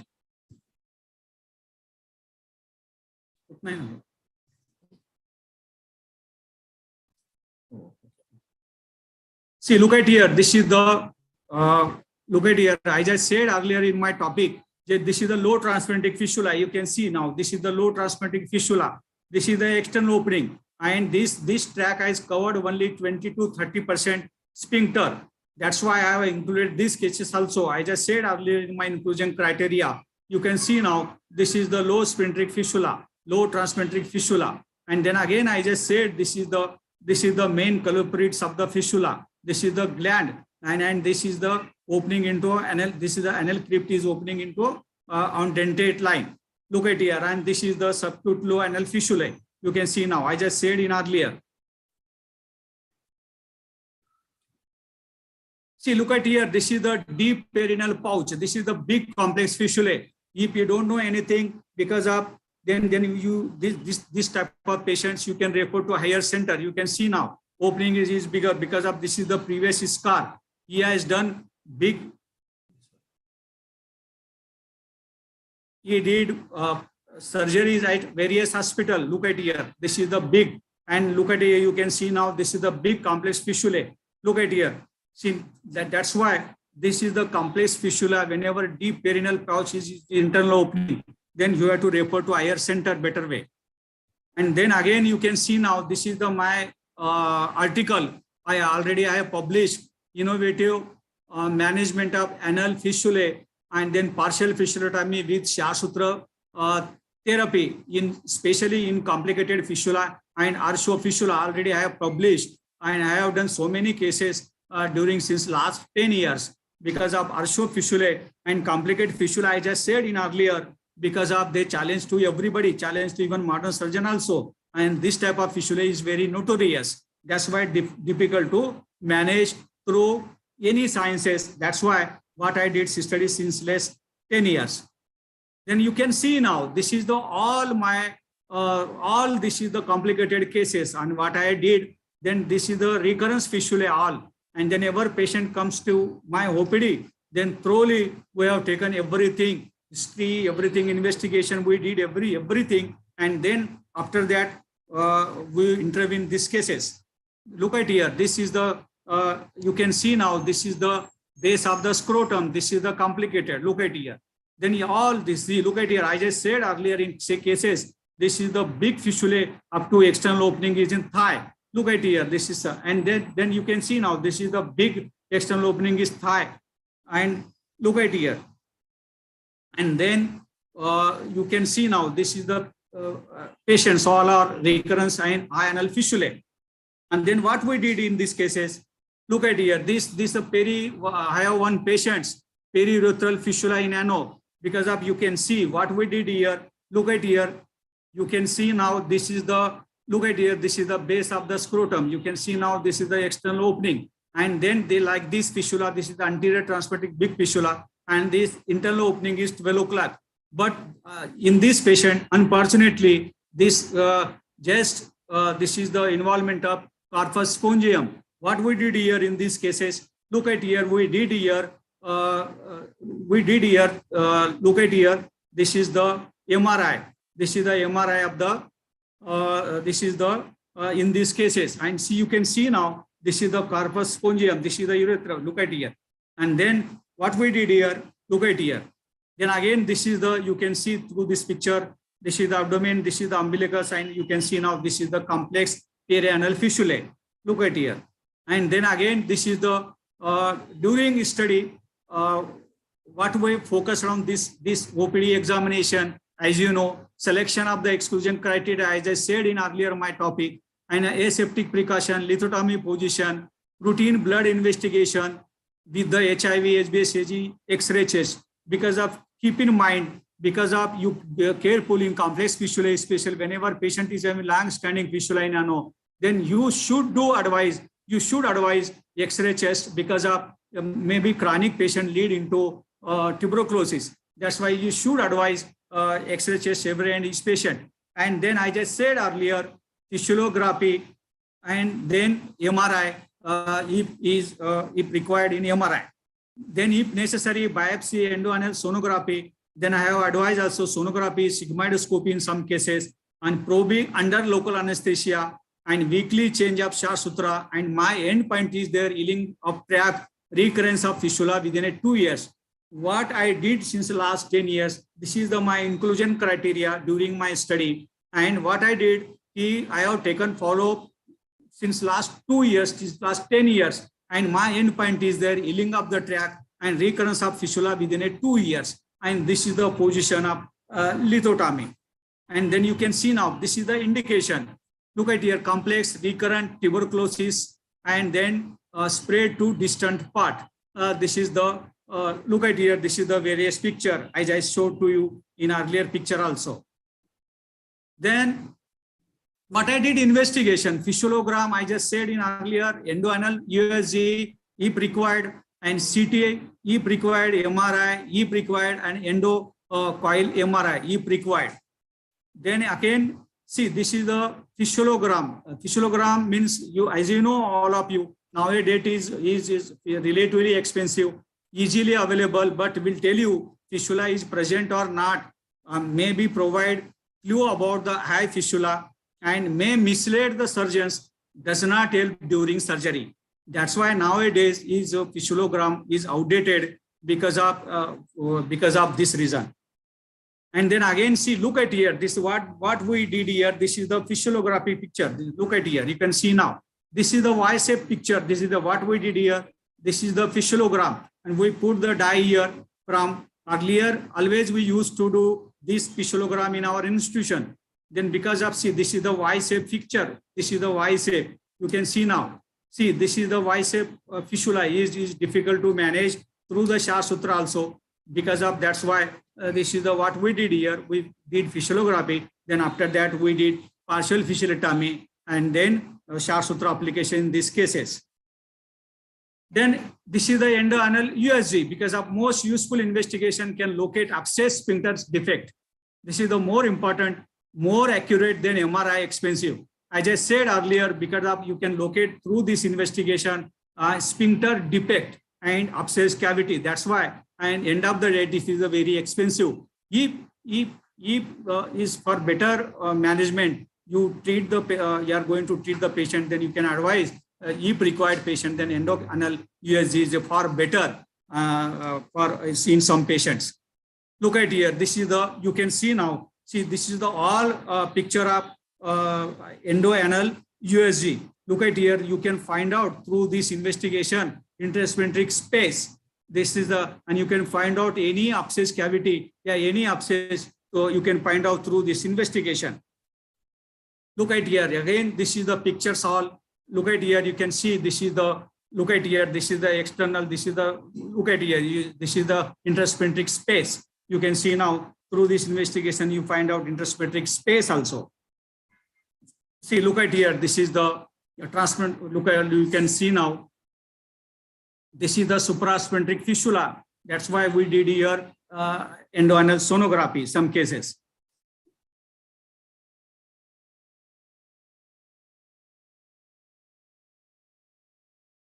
You can see this is the endoanal coli. What we did here, in some cases, we advise endoanal coli MRI showing intersphincteric abscess. You can see now. This is the, this is the abscess. You can see now through this investigation, you can avoid intersphincteric abscess also. Look at here. Then again, CT MRI as per required, we are advised in some cases. This is the end of the day expensive. If patient is not affordable, then you train your finger. You find out through your finger and thoroughly they examine the patient thoroughly, and then you conclude the diagnosis. Does not provide much information, may sometimes mislead. As I said earlier, in some investigation, useful in pelvic pathology, and then fistula, abscess CT and fistula MRI you can advise. Then again, this is the endo, as I said, this is the endocoil MRI, as I said earlier. And then as I said, is always since last my 30 years during my clinical experiences, always I am going to tell my PG student, always I just said, because of you trained your finger, finger is the astameva pradhana anguli yantram. First you trained your finger, then everything is possible in your hand. That's why this is the best is the train your finger. Look at here. Then this is the detailed examination. What is the most useful? There's a detailed examination start by palpating perianal area and binomial examination and feel your induration. Because of this is very useful during fistula surgery, during fistula examining and try to trace tract from external opening to the anus and try to locate the internal opening, feel for any intraanal induration. That's why this is very useful during any examination of the patient. And then again, see, this is the management of surgery, modern and versus Ayurveda. As you know, all of know, these are those so many fistulectomy, coring, sitan, fibrin glue, and fistula plug, lift and walk. So many advanced techniques newer coming in market. But still, what we did here, see, as per Ayurveda, fistulectomy with complete excision of the whole fistula tract, and then iptec, this is the interception of the fistula tract with application of Shasutra, and then Shasutra application, and then I just said earlier, partial fistulectomy with Shasutra application. This is my main focus on this issue because of what we did here. Yeah, what we do in my study, always I compare to modern surgery versus Ayurveda.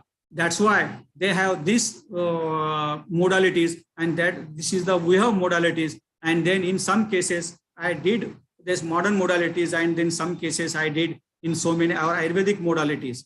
And then I am going to show you. See, this is the surgical principles. All our surgeons keep in mind.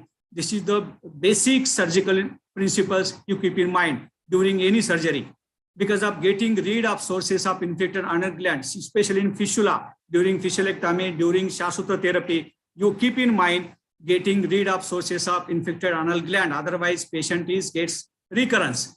Getting rid of all the unhealthy tissue and granulation tissue and keeping patient continent. This is a very important because of so many general surgeons while during fistulectomy, they worried about sphincter damage, and then patient land up incontinence problem. That's why they worried about fistulectomy. That's why this is very important of basic surgical principles. Why keep in mind during fistulectomy. Look at here. This is I am going to divide 3 groups during my study. One, conventional fistulectomy. Second one is partial fistulectomy with Shasutra therapy. And third one is only plain Shasutra group. That's why what we did study since the last 10 years, then this is I would like to discuss on conventional fistulectomy. See, look at here, this is the Harsho fistula. What we did here, we have done fistulectomy. Then look at here, this is the big wound and difficult to manage, difficult to dressing also. Look at here, that's why, look at here. See, this is the all transparent trach, and this is the complex fistulae, and this is the all recurrence fistulae. Look at here, what we did here. Look at here, this is already I had excised, this is the external portion of the tract, and this is the internal portion of the tract I have excised. Look at here. Then again see, this is the picture. Look at here, you can see, I just said earlier, and I showed to earlier. And then again, this is the coring out step ladder fashion. What we did here, this is the coring out procedure and step ladder fashion we did here in some cases. Look at here, this is the big fistula. Look at here, this is the big intrasphincteric fistula. Look at here, this is the external opening, and patient is having multiple opening, and they're connected with each other. We did here, what we did here fistulectomy. Look at here, this is the big one. You can see now. Look at here. Now I am going to show some video clip. This is the interesting fistulectomy. What I did here, in some cases, some cases, I am going to do fistulectomy. Look at here. See, unfortunately, this video.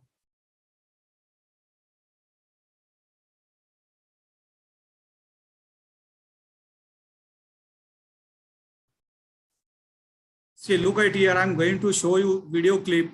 This is I'm going to put the probe through the external opening. Look at here. Then this is connected with each other.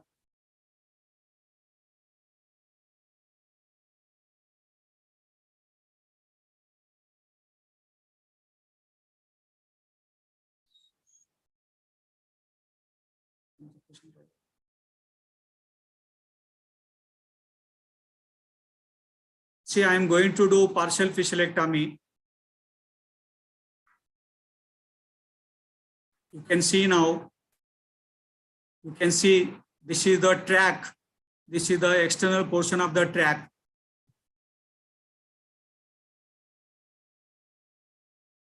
See now, this is the secondary opening. You can see now, look at here.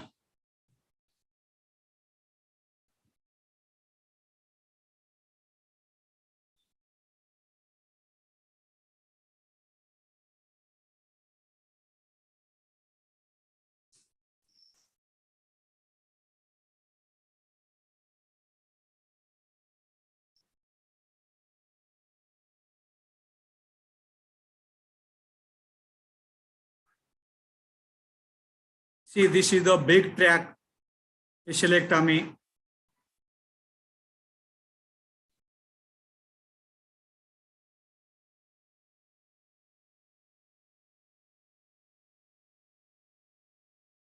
I am going to scope. That is the secondary track.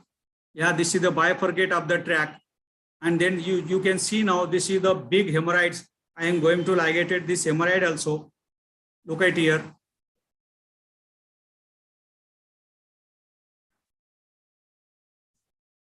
See, this is the big hemorrhoids. I am going to do hemorrhoidectomy also. Look at here.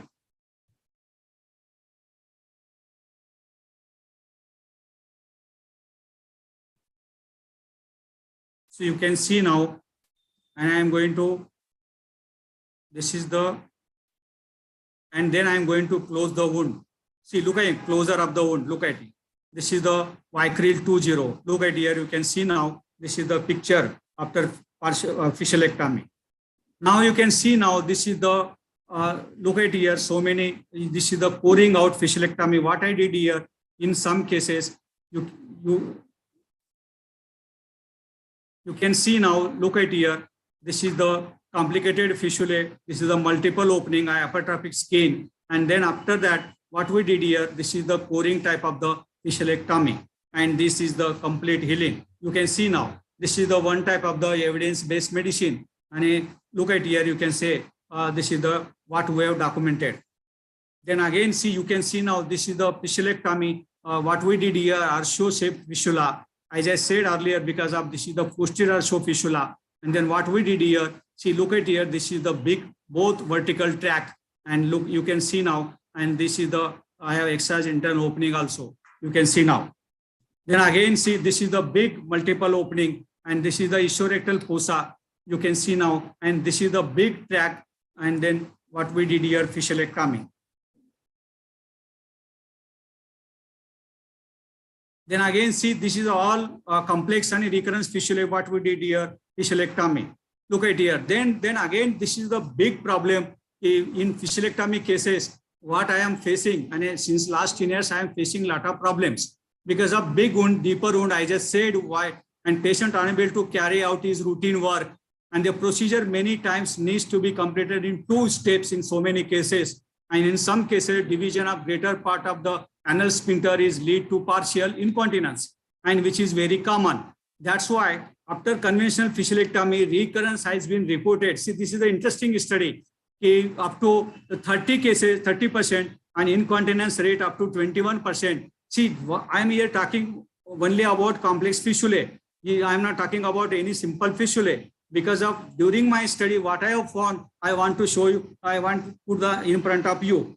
Then again, that's why this is the very interesting 28 cases with supralevator, what I have found during my study. And then internal opening is majority of posterior midline. As I said in earlier, anal gland and anal crepe is opening into that on dentate line. That's why we have found so many internal opening is majority of cases found posterior midline, and always tackle of the infected anal gland and eye intersphincteric accessory supralevator tract through the scraping and scooping only. And as I said earlier, don't if patient is having any secondary opening and it goes above supralevator eye, levator eye, just you do scooping and scraping and leave it. Don't do anything. And divided muscle primary repair and post-operative care is crucial, and post-operative collection, 8 patients I have found, and then discharge is majority. Then again, see, this is the tuberculosis patient. I put on AKT, and then after that, you can see now, this is the, I have taken follow-up this patient. Look at here. This is the big, I put on, look at here. And this is also, this is the infected patients. And during my study, this is the tuberculosis patient with yellowish discharge and is HIV positive patients. That's why you have to take care of this type of cases also. Then again, you can see this is the healed perianal tuberculosis ulcer after treatment. You can see now. And then again, this is all complex fistulae. This is the recurrent fistulae. Then after what we did here, after we have done fistulectomy, then again patient comes to come to OPD after 6 months. Then again, these are all recurrence fistulae. Then look at here. These are all complex and recurrence fistulae now after fistulectomy. Then again, you can see now this type of patients. Look at here. And then again, see, this is the, look at here, so many recurrence fistulae. And then again, see, this is the, now I would like to discuss on our main Shart Sutra group. Yeah, this is the main Shart Sutra group. And you can see now, I would like to discuss on our main group. This is the only what I did here. Only I did here Shart Sutra application in so many cases. Look at here. This is the interesting I want to show you. This is the interesting patients. Look at here. This is the external opening. This is the ear base of the scrotum, and internal opening is ear. This is the anterior transplantic fistula. Then what I did here, I put Shart Sutra therapy, and then during Shart Sutra application, I have found big cavity. That's why I did Shart Sutra here. Look at here. Then again, this is the transplantic fistula. I did Shart Sutra application. You can see now this case also. See, look at here. This is also Shart Sutra application. Look at it. This is the transplantic fistula. As I said earlier, this external tract has covered both sphincter.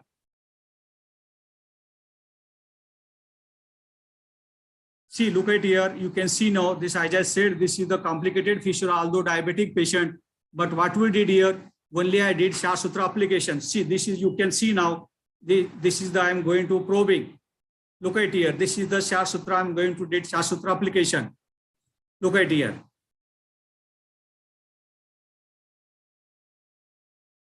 See, now this is the connected with each other. And then what we did here, and then I am already I ligated Shart Sutra application. As I said earlier, I have found during treatment, I have found one abscess. See, this is the, look at here. Then again, see, look at here. This is the, I'm going to show you. I have taken follow pre and post-op. Look at here. Then again, you can see post-op 2nd week, post-op 4th week. You can see now this is the post-op 6th week, post-op 8th week, and then post-op 8th week. Then you can see now, see, look at it. This is the completely, see, look after, see, post-op 8 weeks, completely healed, post-op 16th week, completely healed fistula. Then again, this is the low anal fistula. Then like you can do like this.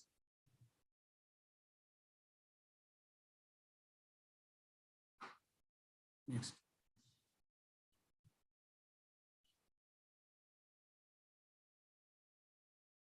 See, this is the pre-op, big transplantic fistula. You can see now, this is the opening. See, look at here. This is the transplantic fistula, and internal opening is 6 o'clock mid posterior anal canal. Then what we did here, this is the recurrence fistula. Already see, he has done thrice or 4 times in fistulectomy at various hospitals, and he comes to my OPD. Then what we did here Shart Sutra application. This is the post-op 1st week. You can see now. Look at here. This is the 5th week. You can see now. This is the 7th week.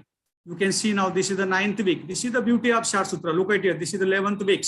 Just wound is almost healed. You can see now. Look at here. This is the 12th week. Look at here.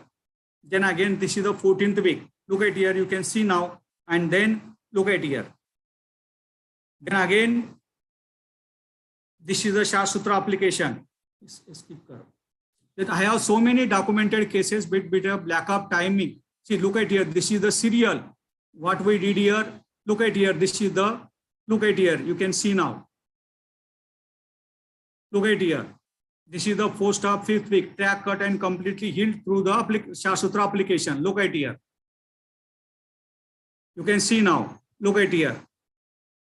This is the big fistulae. Look at here. You can see now.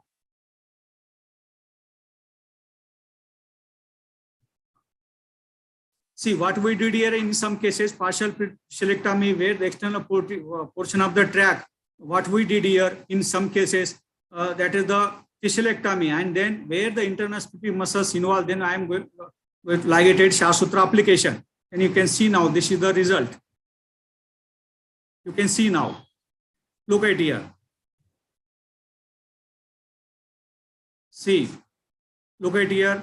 Then again, this is the 12th week. Skip it. Then I am going to skip so many photographic presentation because of lack of time. Look at here. This is a partial fistulectomy shaft sutura application. Look at here.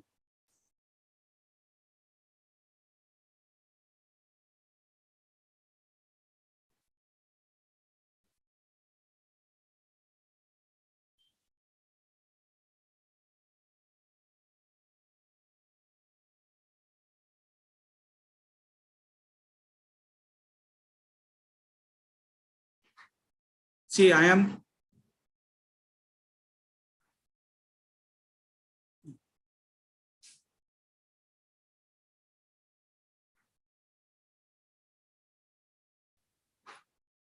this is the see now. This is the interesting. This is the you can see now. You can see now. This is the classical. I am going to discussion now. I am going to discuss about posterior harsho-fistula. I just said earlier is the one of the ischiorectal fistula which follows the root of ischiorectal fossa. It lies on under surface of the puborectalis muscle. Is the very difficult to fistulae managed to even surgery also difficult fistulae because of is managed to difficult. Then I am going to show you one picture, typical picture. Track is therefore harsho shaped, both side involved. Look at here. See, you can see now this picture. I just said earlier, this is the vertical track is lies on puborectalis muscle. This is the vertical track. And like this is the vertical track. See, like it. And this is the lies on puborectalis muscle. What we did here in these cases, and then opening is only one in mid posterior canal. What we did here, we did partial fistulectomy and then shaft sutura ligated. Look at here.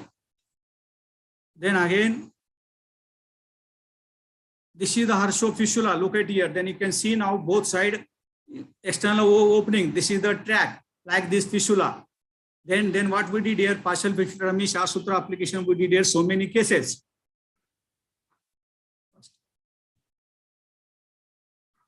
See, look at here.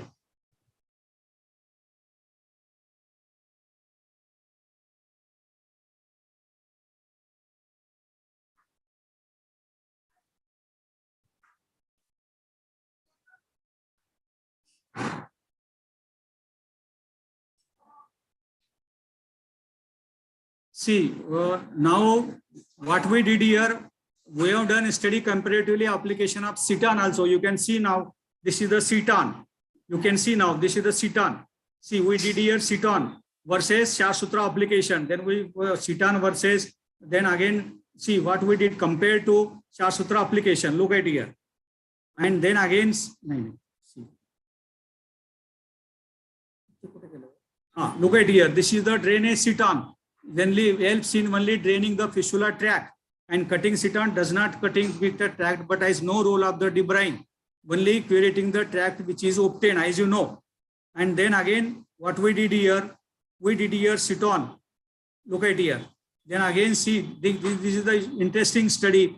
What we did here, use of shaft sutura in condition of other than Ano-Rectal disease. This is the big keloid, ear keloid. And what we did here shaft sutura application in circle manner. Look at here. You can see now, this is the what we did here. This is the post-op first week. You can see now, he is the boy. He comes to for recurrence. He did excision of keloid so many times, but he comes to our OPD. And what we did here shaft sutura application. You can see now.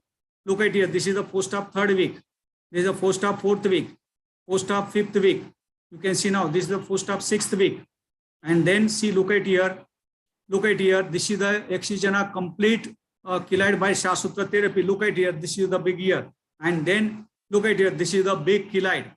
Then this is the see, this is a, you can see how we can manage this through even though keloid also. Look at here.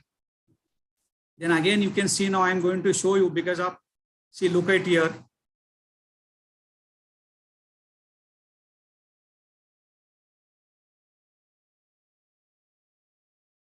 Then you can see now.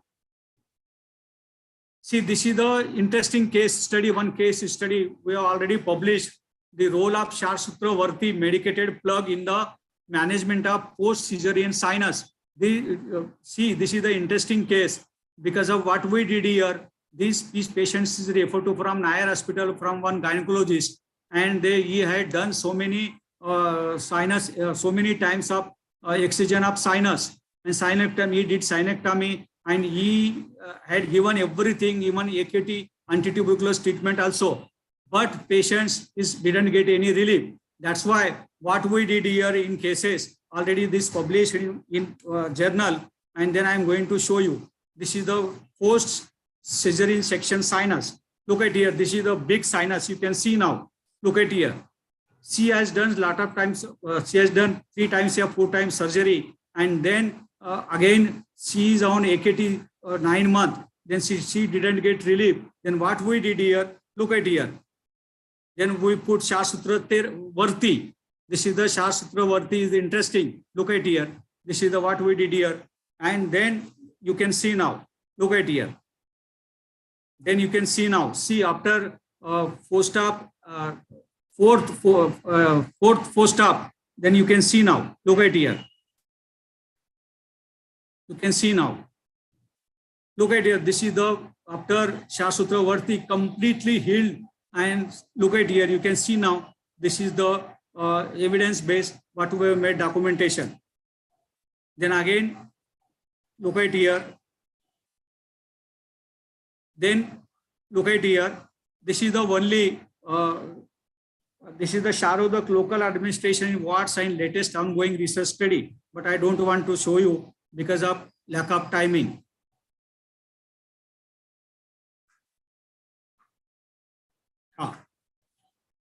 See, this is the even today's. I have so many queries while working because of mechanism of action. Antiplosistic, it may be antiseptic, cutting and healing, linear cutting of healing sphincter, and induces chemical cauterization, debridement of visceral tract. Still, today we are in hypothetically because of we don't know how it is exact mechanism of action of Shashsutra application, and availability of standardization of Shashsutra is big question. And then this is the what during my study I have found so many complications because of Shashsutra is having also complications. That's why trained surgeons or quacks both are responsible. Complications are due to anaerobic infection. And look at here. See, during my study, what I have found, anterior cutting tract formation of posterior cavity is the interesting study what I have during my study. That's why I want to show you anterior cutting tract. Then definitely in some cases formation of posterior cavity, abscess cavity.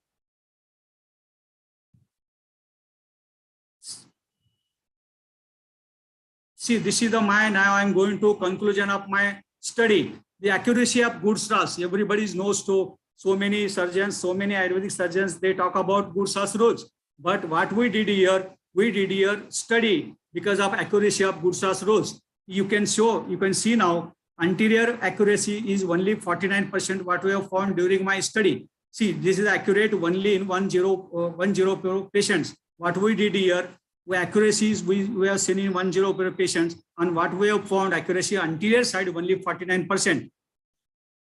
And then again, see, this is the accuracy of Goodsall's rules. Anterior, as I said, accuracy 49, and male 57 and female in 31.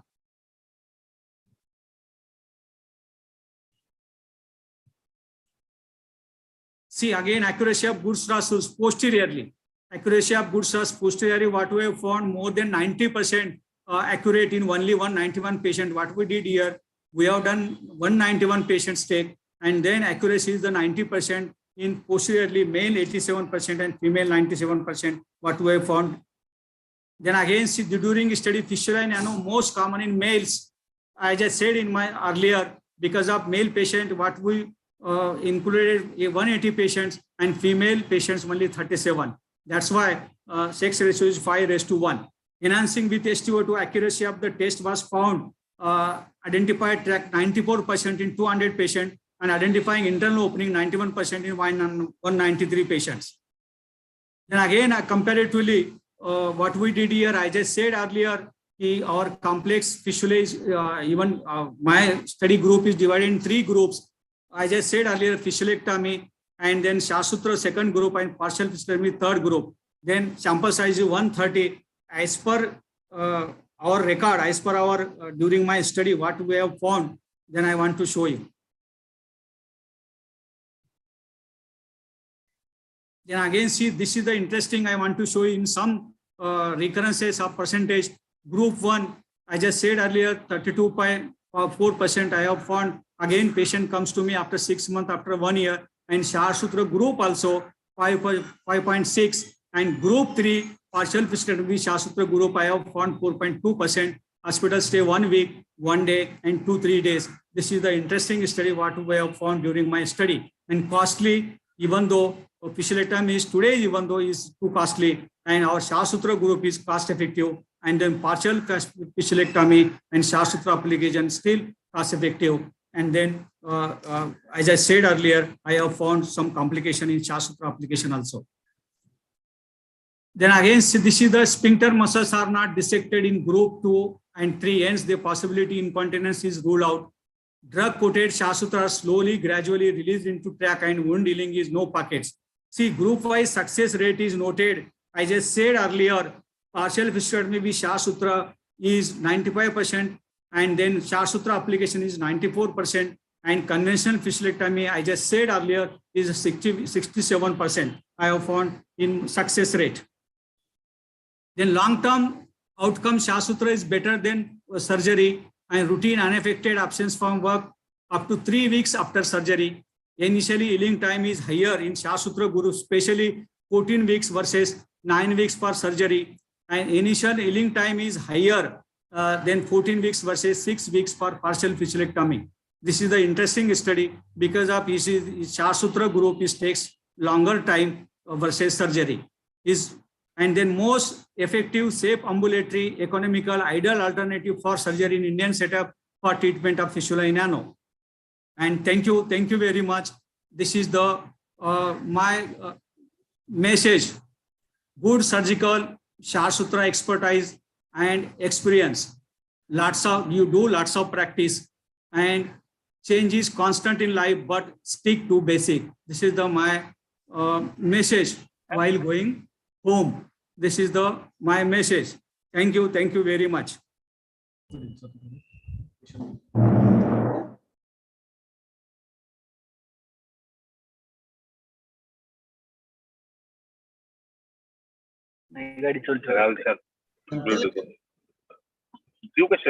you, respected Reddy sir. Hello, am I audible? Yeah. Tell me. Yes, sir. Thank you for a great experienced knowledge, whatever you have been shared with us. These are the new techniques. Till date, you have been achieved with the comparative study of many modern techniques. Already Susruta has been said that Vatavadi Pramehascha Kushtam Arsho Bhagandaram Ashmari Muda Garbhascha Tathaiva Udaram Ashtamam Ashtav Ete Prakriti Eva Duschikitsya Mahagadaha. The disease is already very critical to treat. It's included in Ashtav Mahagada, and that disease you have been treated very nicely with your surgical techniques. We are having one question. Can we take it? Tell me, sir. Tell me. Yes, sir. Dr. Pankaj Gorpade has been asked if there is involvement of urethra, corpus spongiosum, what should we have to do? No, just what should you do? Just what will be prior any surgery, any fistulectomy, any surgery. First up, prior you put the Polish catheter. You put the Polish catheter, and then you are going to do fasciculectomy because of C. Now, not need to go any deep to excise to deeper structure. Because of C, always what I have seen in my during study, in so many cases, whenever his opening is a base of the scrotum, and then it's coming through the superficial, whenever it is the little bit attachment is there, just scoop it there, and you come to during the internal opening, and you focus on the only internal opening. You just excise partial fasciculectomy through that superficial fascia, and just scoop it where the involvement is there, and you put catheterization. Definitely, I'm going to say, because of after this, what I did see so many cases, you are getting so many, you are getting good results.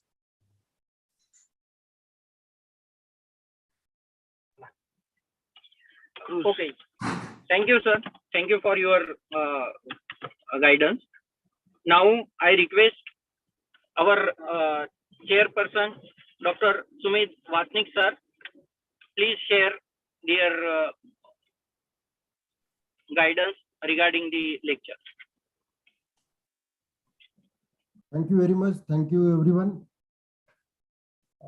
Right in the beginning, I would like to thank organizer of this national webinar on Shalya Tantra for giving me opportunity to chair as a chairperson of this scientific session. This scientific session was very practical. What I think, I know Dr. Reddy sir since 2 decades. Personally, I know him. So he has focused on complex fistula treated by Shara Sutra.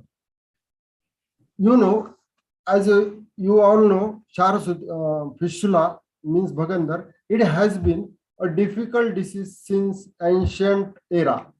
It is still, the fistula in ano is a difficult disease for Ayurveda surgeon as well as modern surgeon. But we have one point, that is Shara Sutra, and which is somewhat superior than other therapy. And already Dr. Rajeshwar Reddy sir has done more work in fistula in ano treated by well managed by Shara Sutra. Even Professor Golliger, who is a father of colorectal or ano-rectal surgery, he has also mentioned fistula is very difficult. We can know God, but we can't know in detail about fistula. As Reddy sir has expressed, fistula is equivalent, mysterious to Mona Lisa. Dr. Reddy sir focused on basic idiopathogenesis of fistula, and that is very important to know each and every surgeon.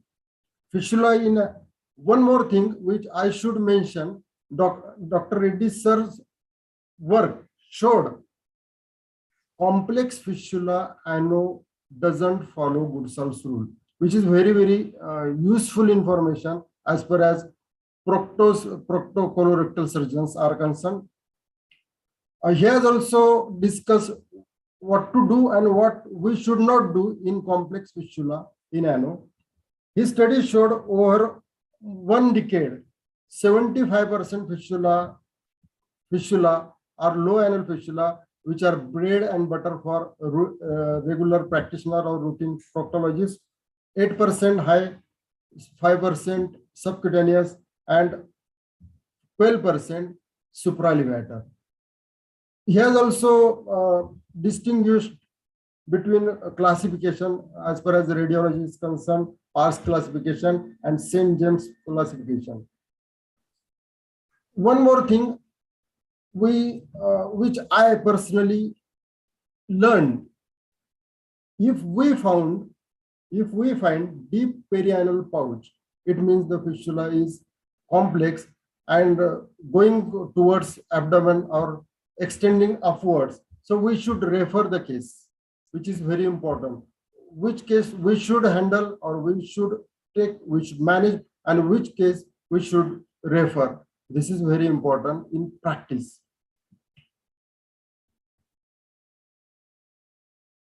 One more thing which I should enlighten, Endo-coli MRI. Even I don't know, because I'm practicing since 2 decades in proctology, but I learned, as well as many newcomers, seniors already maybe knowing this fact.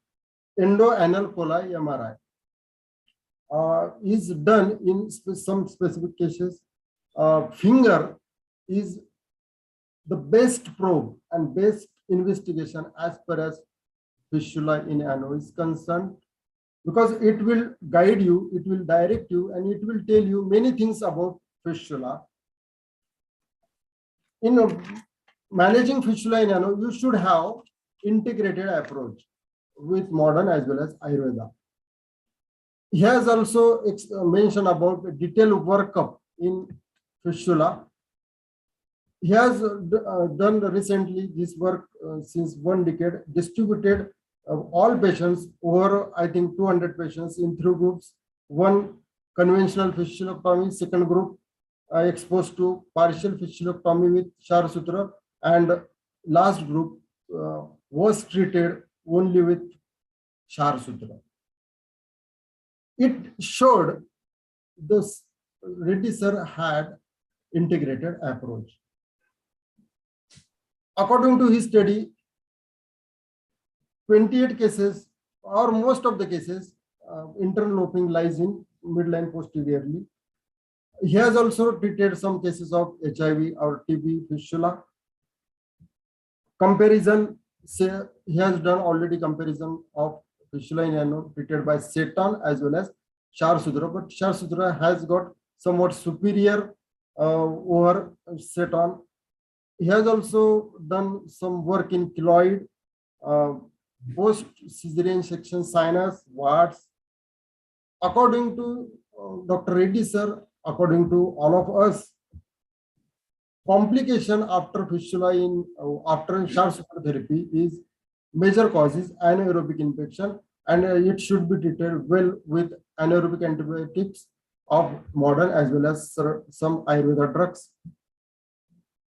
One more thing which I should mention, Goodsall's rule. According to Goodsall's rule, only accuracy of Goodsall's rule in anterior fistula is only 49%, and in 49%, and in posterior fistula around 90%. Personally, we are all, as well as I am also facing this problem. Many times what happens, the tract doesn't go according to Goodsall's rule. So it goes somewhere. So we have to search in these cases, and we have to search the tract, find out, dissect it well, and treat accordingly, according to your choice.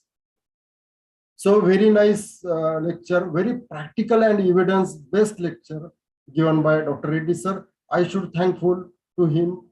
Even this is more practical lecture so far. He has done work in proctology, particularly in fistula, over 3 decades. He has got a vast experience of dealing various types of fistula, particularly complex fistula. Thank you very much, sir, Dr. Reddy sir, for delivering this wonderful lecture. We have learned many things from your lecture, and thanks organizer also for organizing the seminar and giving me opportunity to chair. Thanks. Thank you. Thank you. Thank you very much, sir. Yeah. Thank you very much, sir, for your Dr. guidance. Sumit Vashnek's nice compliment give me. Thank you, Sumit. Thank you. Now I would like to request our second co-chairperson, Dr. Pradnya Sabde ma'am. Please give a feedback regarding the lecture. Very good morning to all of you. Right now, I received a call from Dr. Bhujbal that, Madam, will you be there as a co-chairperson? And I was very glad to have this opportunity, because Reddy sir is my guru. And I am very much fortunate to comment on his lecture, being a co-chairperson today, because sir is practically approaching the patients, practically teaching and treating all the patients teaching to the students also. Evidence-based surgery is very, very important nowadays, and this is the moral, what we can say, learning of Sir Reddy sir. And from today's lecture, you must have also seen that to treat fistula is and to diagnose fistula is very, very difficult than to find God. So this is moral of today's lecture, and I am very much thankful to Dr. Reddy sir. He is my guru, and he is conducting international and national level course in the institute. And all the delegates from all over India, they have come here, and sir is guiding them. And all these students are taking benefit of sir's knowledge. And he is training these surgeons to treat all these anorectal conditions very well with evidence-based modalities. Second thing, I am very much thankful to the secretary of today's session, Dr. Soni sir, chairperson Dr. Sumed Vasnik sir, and the organizers of today's webinar for conducting this beautiful platform on the Shalya Tantra subject on the occasion of Azadi Ka Amrut Mahotsav. And after the thorough and good comments of Sumed Vasnik sir, there is no need of my comment, because I am very much fortunate to have you, sir, on this platform as a speaker. And thank you very much again. Thank you so much. Thank you, Dr. Pragya.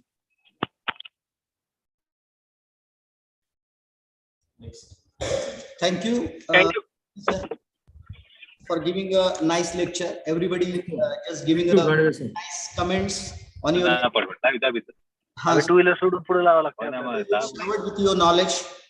Now we are too late. Now we are just moving to the third lecture of Dr. Manjusha Kalmeg madam, and I just request to Amit Shendke sir to just coordinate this session. Oh, thank you, sir. Good afternoon to one and all. Firstly, I welcome all the dignitaries present in this webinar. Am I audible, sir? Yeah. Am I audible? Okay, myself, Dr. Amit Chedge, Associate Professor, Loknath Rajaram Patel, Ayurvedic Medical College, Islampur. So today I am coordinating this seminar in this webinar, and topic of this session is importance of surgical ethics in present era, and that is going to be presented by our guest speaker, Honorable Dr. Manjusha Kalmeg ma'am. For this session, we have Honorable Dr. Rajendra Sonekar sir as a chairperson, Honorable Dr.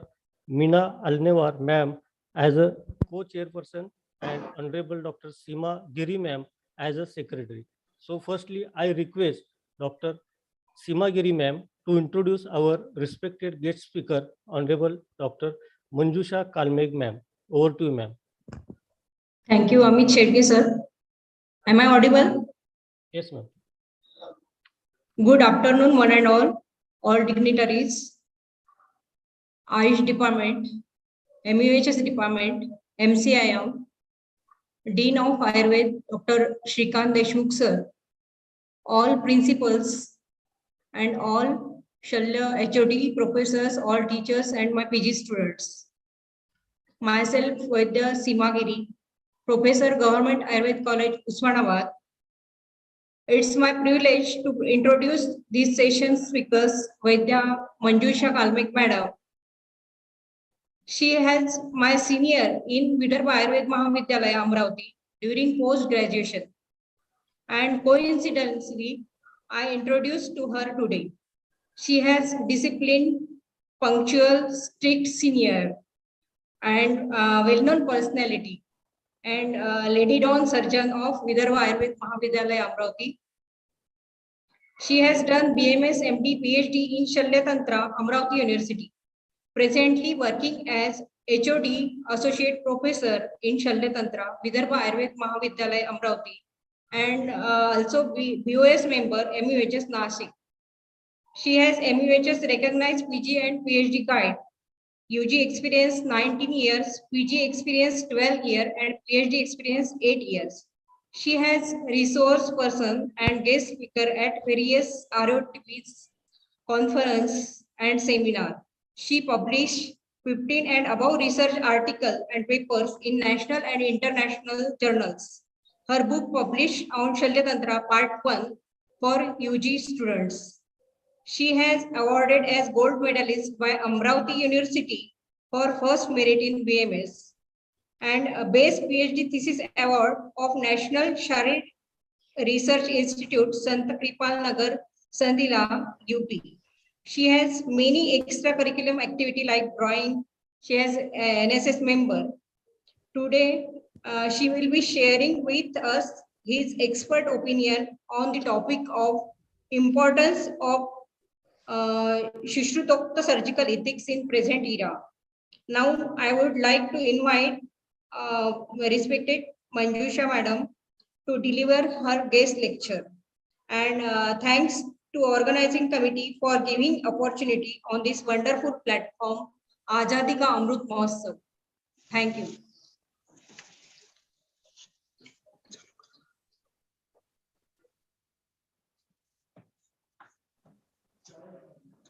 Over to you, Amit sir.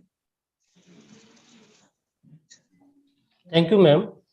Now, I am requesting Honorable Dr. Manjusha Kalmeg, ma'am, to deliver her presentation. Okay. Over to you, ma'am. Thank you. Thank you, Seema. Good afternoon to all. Respected Chairperson, Dr. Rajendra Sonekar, sir. Co-Chairperson, Dr. Tompe, sir. Secretary, Dr. D.R. Seema. Coordinator, Amit, sir. It's a great honor to speak in this webinar organized by Department of Shalyatantra and all government aided, non-aided and deemed Ayurved College of Maharashtra. On the occasion of 75th anniversary of independence, Azadi Ka Amrut Mahotsav, with newly designed theme Hamara Ayush, Hamara Swasthya and Ayurveda for nutrition. For upcoming era, it should be our goal to enlighten the whole world with the bright light of Ayurveda, with its new researches and achievements. Ayurveda doctors and surgeons are bounded with surgical ethics. The core of surgical ethics is surgeons and patients' relationship. Today's my topic is brief knowledge about surgical ethics by Sushruta. Surgical ethics described by Sushruta and its application in present era. Ayurveda literally means science of life. Sushruta, the father of ancient Indian surgery, was undoubtedly a great surgeon. The ethical principles initiated and practiced then were of highest order. In the Ayurvedic classics, there is no separate section on ethics, but ethical concepts are ever present and an ethical undercurrent runs through all the texts. To distill the ethical content from this large text, it is difficult like extracting sugar from a cup of sweetened milk. One can only attempt to present gleanings from here and there to give a flavor of ethical spirit. Ethics is an essential supporting discipline in the practice of surgery. Ethics simply means the rules or principles which govern right conduct. The application of ethics to situation specific to surgical practice is termed as surgical ethics. Why does surgical ethics matter? In surgery, we deal with confidential issues that is related directly to people's lives, history, behavior, body, health, and disease. Patient puts their trust in medical professionalism and expect high ethical standard. Surgical ethics is a part of professionalism and as such significantly impacts the everyday life of surgeon and the care they provide to their patient. When the patient of an internist dies, the natural question his colleague asks is what happened? When the patient of a surgeon dies, his colleague asks, what did you do? By the nature of his craft and his beliefs about it, the surgeon is more accountable than the physician, and he also has much more to account for. So motto was do what is right for the patient, and this can only be achieved by also focusing on the ethical dimension on the surgical care. Surgeon must be expert in the ethical dimension of patient's care, as well as expert in matter of surgical science and art. Surgical ethics in present era according to modern science. First is respect for autonomy. Patient has freedom of thought, intention, and action when making decisions regarding healthcare procedures.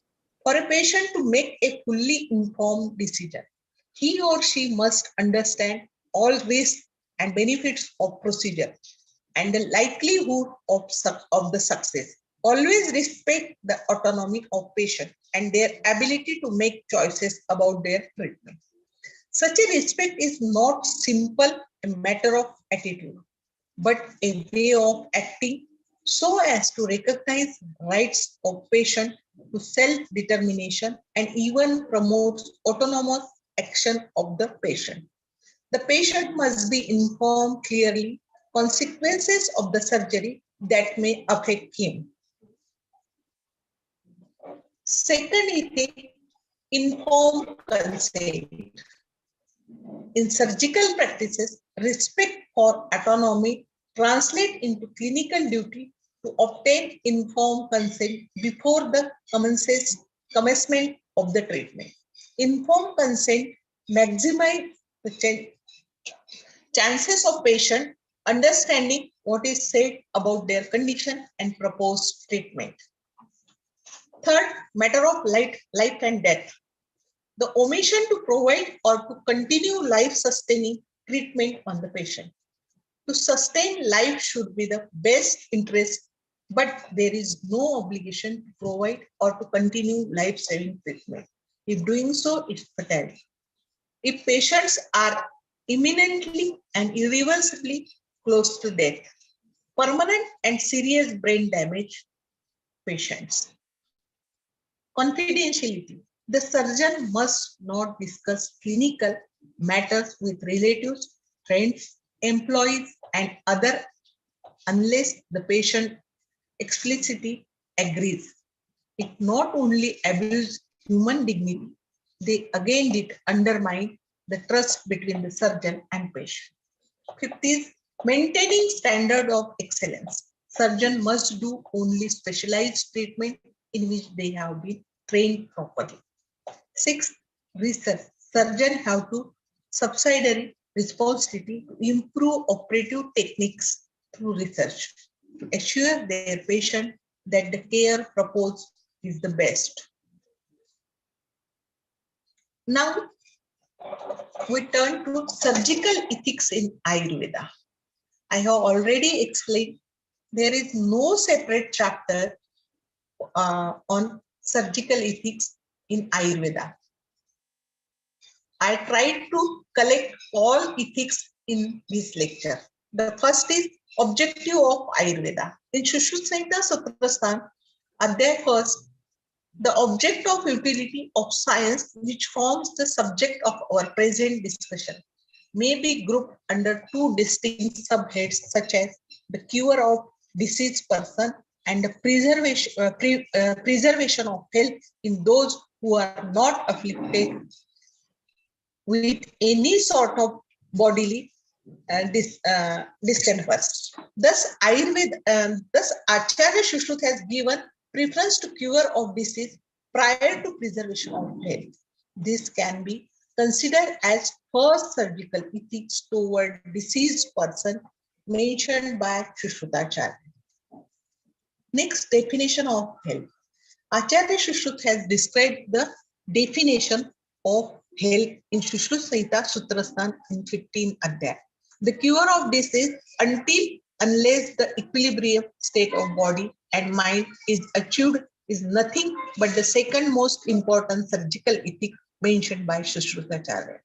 A person is said to be healthy where there is an uniformly healthy digestion and whose body humors are in the state of equilibrium and in whom the fundamental vital fluid course in their normal state and quantity, accompanied by normal processes of secretion, organic function, and intellection.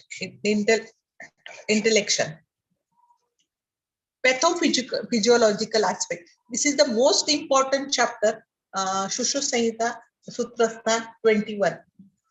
In this pathophysiological aspect, Acharya Shushruta has described the disease pathology, how disease occur or how disease see in the body.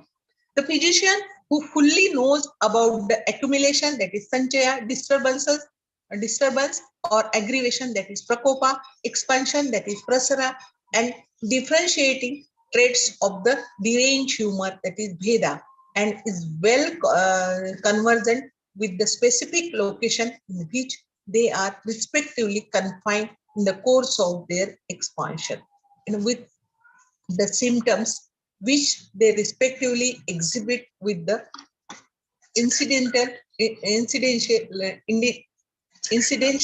disease is alone worthy of the epithet. Upanayana. This is the one of the ethics according to Acharya Shushruta, how the Shishya and Guru, how the Shishya and Bhishak should be.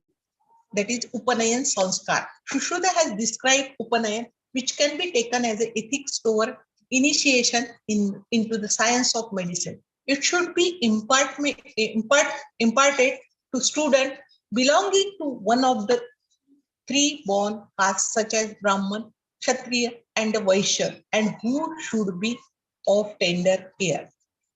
Born of a good family, possessed of a desire to learn, strength, energy of action, contentment, courage, purity of mind and body, and a simple and clear comprehension, command a clear insight into the thing studied, and should be found to have been further graced with the necessary qualification of thin lip, thin teeth, and thin tongue, and possess a straight nose, large, honest, intelligent eyes with a begin counter of mouth and contented frame of mind, being pleasant in his speech and dealing, and usually painstaking in his effort. A man possesses contrary attributes should not be admitted into the medicine. Then Acharya Shushruta has described the qualities of student in this shloka in Shushruta Samhita Sutrasthana 2nd Adhyay. The student renowned lust, anger, greed, ignorance, vanity, egoistic feeling, envy, harshness, falsehood, idealness, nay, all act that sow the good name of man.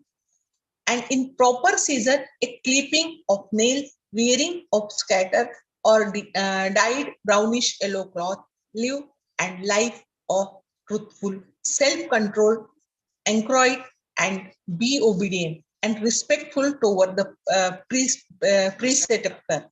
In sleep, in rest, or whole moving, or at meal, or in study, and in all act should be guided by the mentor directions. A person who is pure obedient to his preceptors applies himself steadily to his work. Abandon, laziness, and excessive sleep will arrive at the end of the science. In Shushruta Samhita, vision regarding right responsibility of teacher and student are well described in detail. Then next ethic, insight into the knowledge. यथा खरच चंदनम भारवाई भारस्य वेत्ता न तु चंदनस्य एवं हि शास्त्राणि बहु यदि य अधीत्य चा अर्थेषु मूढा खरवद वहन्ति. A foolish person who has gone through a large number of books without gaining any real insight into the knowledge propounded therein is like an ass laden with log of saddlewood, the laborious under the weight which is carried without being able to appreciate its virtues. Principle of informed consent in Ayurveda. Sushruta has mentioned this ethics in Sushruta Samhita Chikitsa in 7th Adhyaya. Sushruta was well aware about the concept of informed consent centuries back.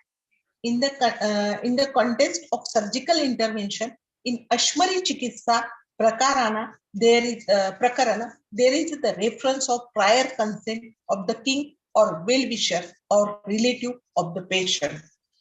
Dallara has commented that if surgery is done without consent, then surgeon is liable to the punished by death sentence, and it is choice of the patient to receive or refuse the treatment. Behavioral on the part of surgeon. A surgeon should show empathy toward the patient, should be honest while treating the patient as explained Shushruta. The physician should protect his patient as own begotten child.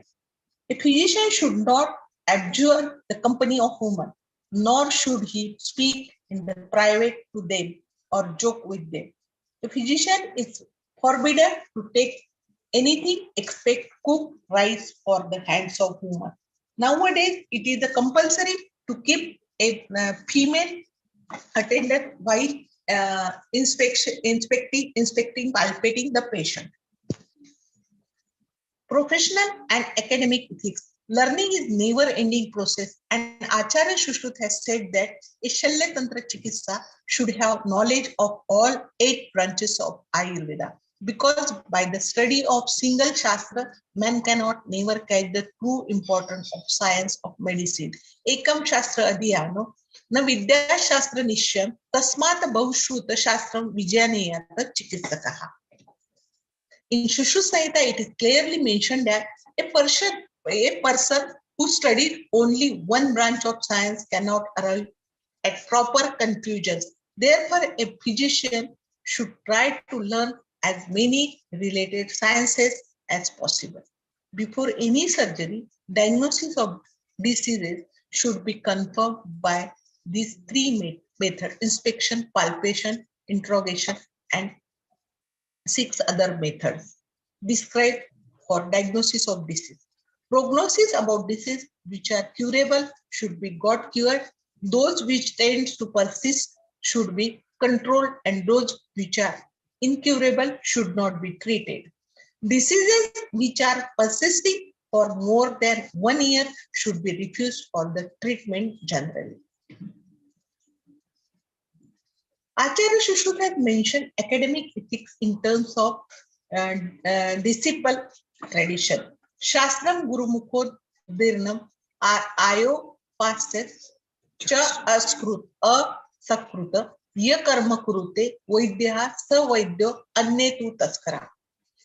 The description of a quack practitioner has been also described in Shushruta Samhita and described as those who not learn surgical techniques directly under the supervision of guru, that is teacher, regarding textual or practical knowledge called as a taskar vaidya, that is imposter.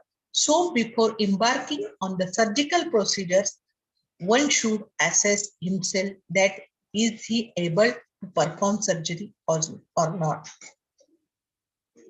Then Acharya Shushruta has mentioned the qualities of surgeon.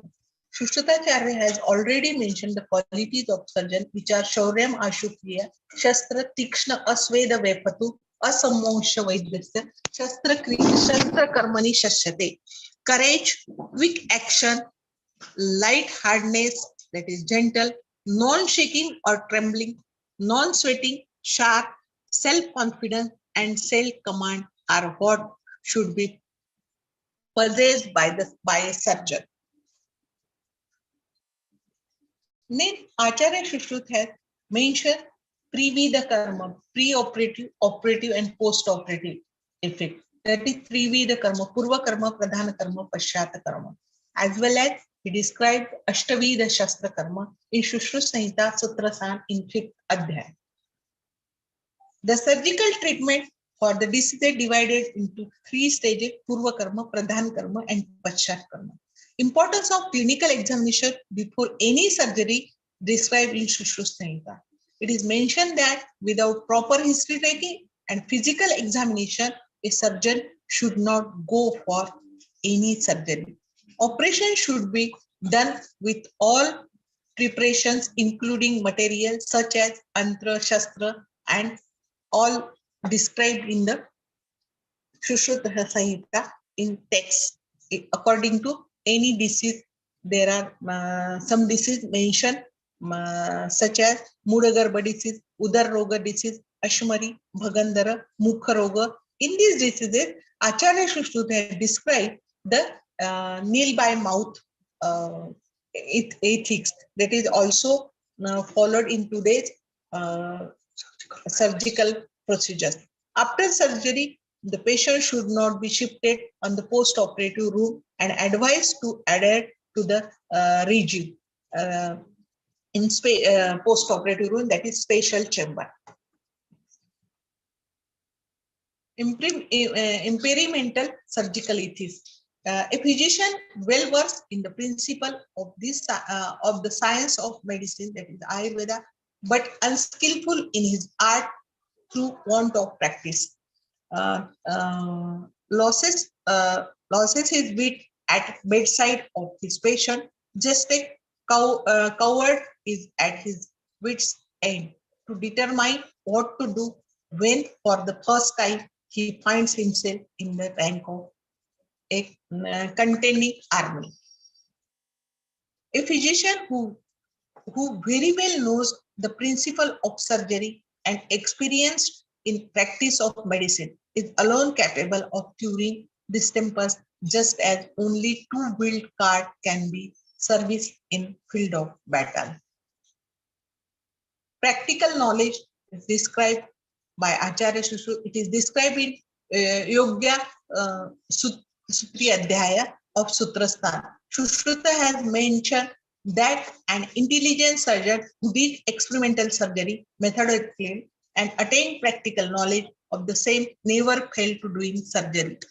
Acharya Shushruta has described the Ashtavida Shastra and described this Yogya Vidhi in different types of fruits and other types of practical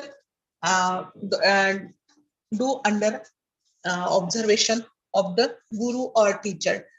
Different kind of bandha by using mankind's prepared from mud, clothes, etc. Application of Agni and Shara in soft muscle. Next. Importance of theoretical knowledge. Without theoretical knowledge of a disease is like a sailing in an uncharted sea. Having book knowledge without patient to treat is like not seeing the sea at all. On the other hand, physician who is good in practical work because of his boldness but lack theoretical knowledge is not respected in the clinical society. Actually, he deserves punishment by the government. Both the class of physicians, that is inexpert and half-educated, are not be trusted. Such men are incapable of discharging the duties of their vocation. Just as a one-winged bird is incapable of taking flight in the air. Ethics toward dying. Acharya Shushruta was first to introduce marma and its consideration during surgery. Being the primary seat of Vayu, Soma, and tejas as well as sattva, rajasa, and tama. Any injury to the marma resulting deformity or loss of life. Any injury to the adjacent part of the marma, whether incidental to a cut, incision, blow, burn, puncture, or to any other cause, exhibit the same series of symptoms as an actual affect one. An injury to the marma, whether it be severe or slight, is sure to bring deformity or death. The diseases which are seated in the marma are generally serious, but they may be made to prove amenable with the greatest care and difficulty.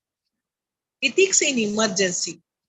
Sushruta has introduced Rakta as a Chaturtha dosha and treat it as one of the life while describing the importance of Rakta and has explained the ethics toward the salvation of Rakta. In emergency cases, the procedure should not be followed strictly by the physician and treatment which is urgently required should be done just as a salvaging a house which has caught fire. The pain which is produced by the knife trouble the body of patient greatly and it gets subsided by the application of lukewarm ghee boiled with estimate. Principle of limitations of practice and refers. Ayurveda has 8 branches of specialization. That is Ashtanga Ayurveda. One should not enter in the horizon of other specialty and patient should be referred to the concerned specialist. In the contents of Pakva Gulma, it has been clearly been advised to refer the patient to specialist, that is surgeon, who is skilled to manage the same. Similarly, in case of Udar Roga Chikitsa. Principle of conservatism.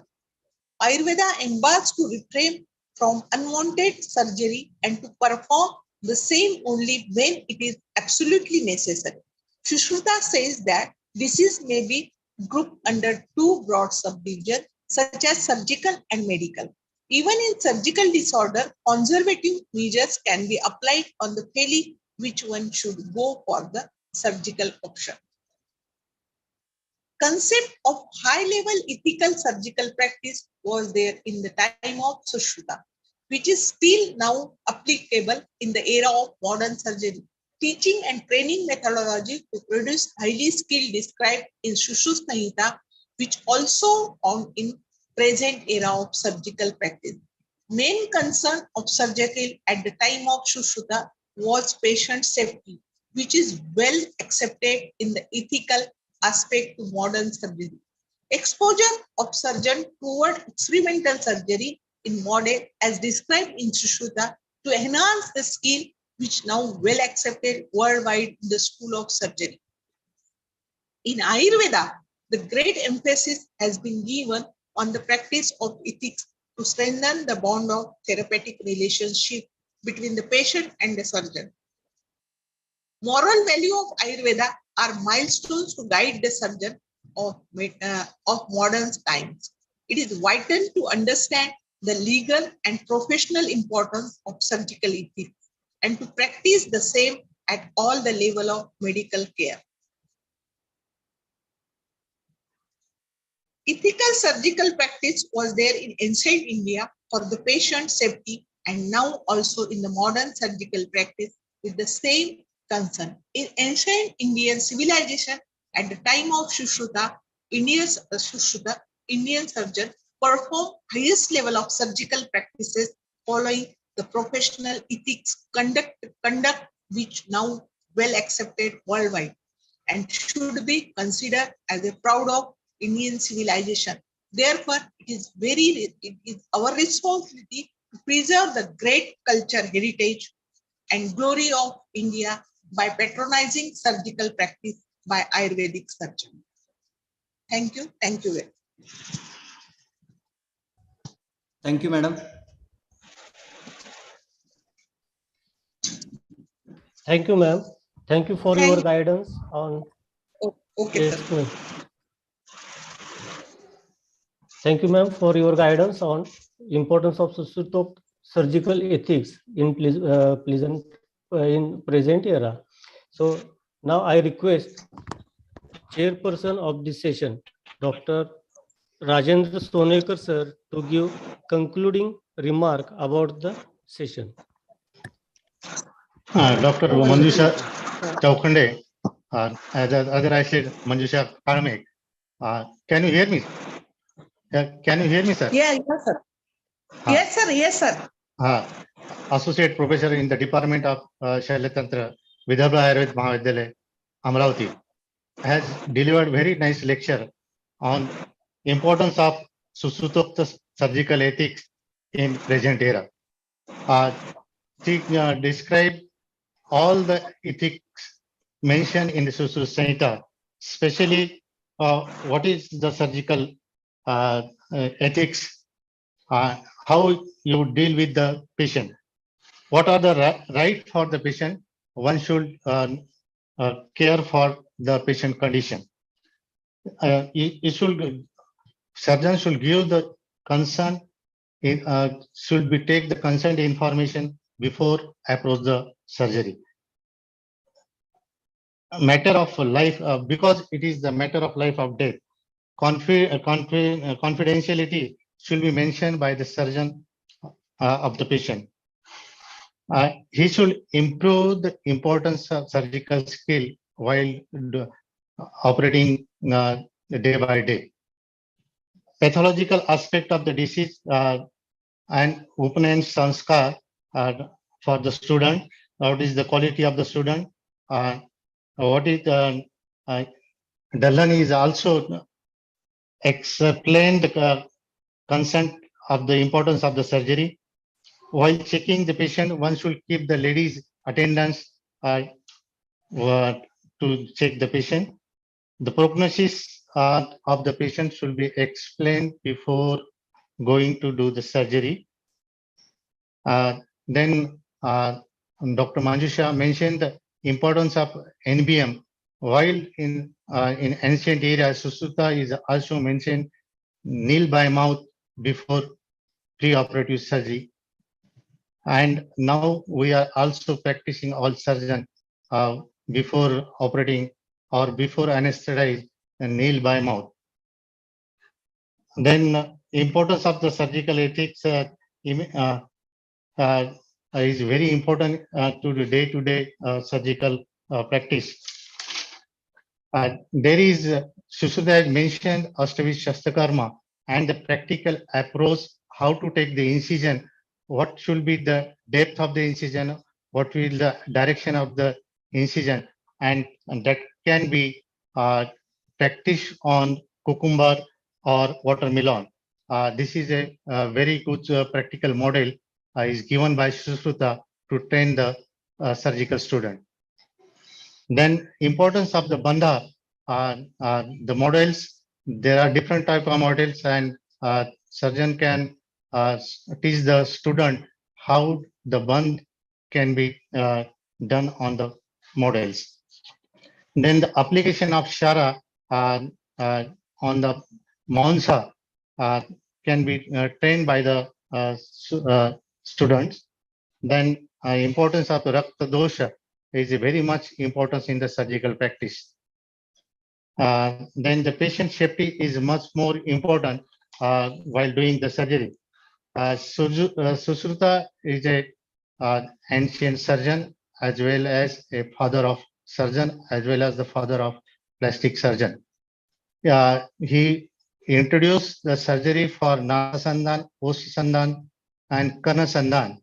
The Nasa Sandan, the flap he has mentioned is now a practice till now. The father of surgery is very much important nowadays also. That time the Sushrut know the importance of the anesthesia. That's why he introduced the wine and necrotic drug, that is bhanga, before doing the surgery. He has done 300 different types of 300 surgery. He had developed 120 instruments and for the surgical practice. I thank you to the Dr. Manjusha Kalmek for delivering very nice lecture Thank you, on Shalyatantra, the importance of the surgical ethics in current era. I am also thank to the organizer for giving me the opportunity to chair this session. Thank you very much. Thank you, sir. Thank you, ma'am. Now I request co-chairperson of the session, Honorable Dr. Meena Alnevar, ma'am, to give vote of thanks to the session. Good morning, one and all. Myself, Dr. Meena Alnevar, Professor and HOD, Bhausab Mulak Ayurved Mahavidyalaya, Nagpur. Today's national seminar organized by Shalyatantra Department of all government aided, non-aided, deemed Ayurved colleges of Maharashtra on the occasion of Azadi Ka Amrit Mahotsav, endorsed and affiliated by Directorate Ayush, MUHS and MCSM. Thank you so much, Dr. Manjusha Kalbeg Madam, for delivering such a nice lecture on the topic of importance of Sushrutokta surgical ethics in present era. I am very much thankful to the chairperson of this session, Honorable Dr. Rajendra Sonekar sir, Honorable Secretary Dr. Seema Giri madam, and last but not least, Coordinator Honorable Dr. Amit Shedge sir for this nice session. I extend my vote of thanks towards organizing committee for giving me the opportunity to be the part of this webinar. Thank you so much. Jai Hind, Jai Ayurved. Thank you, ma'am. Lastly, I am very thankful to organizing committee for giving me opportunity to coordinate the session. Thank you. Session is handed over to Dr. Gadve sir. Thank you, sir.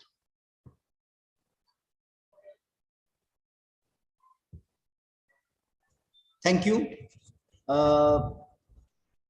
Since morning, we are just listening 3 sessions. They are very important.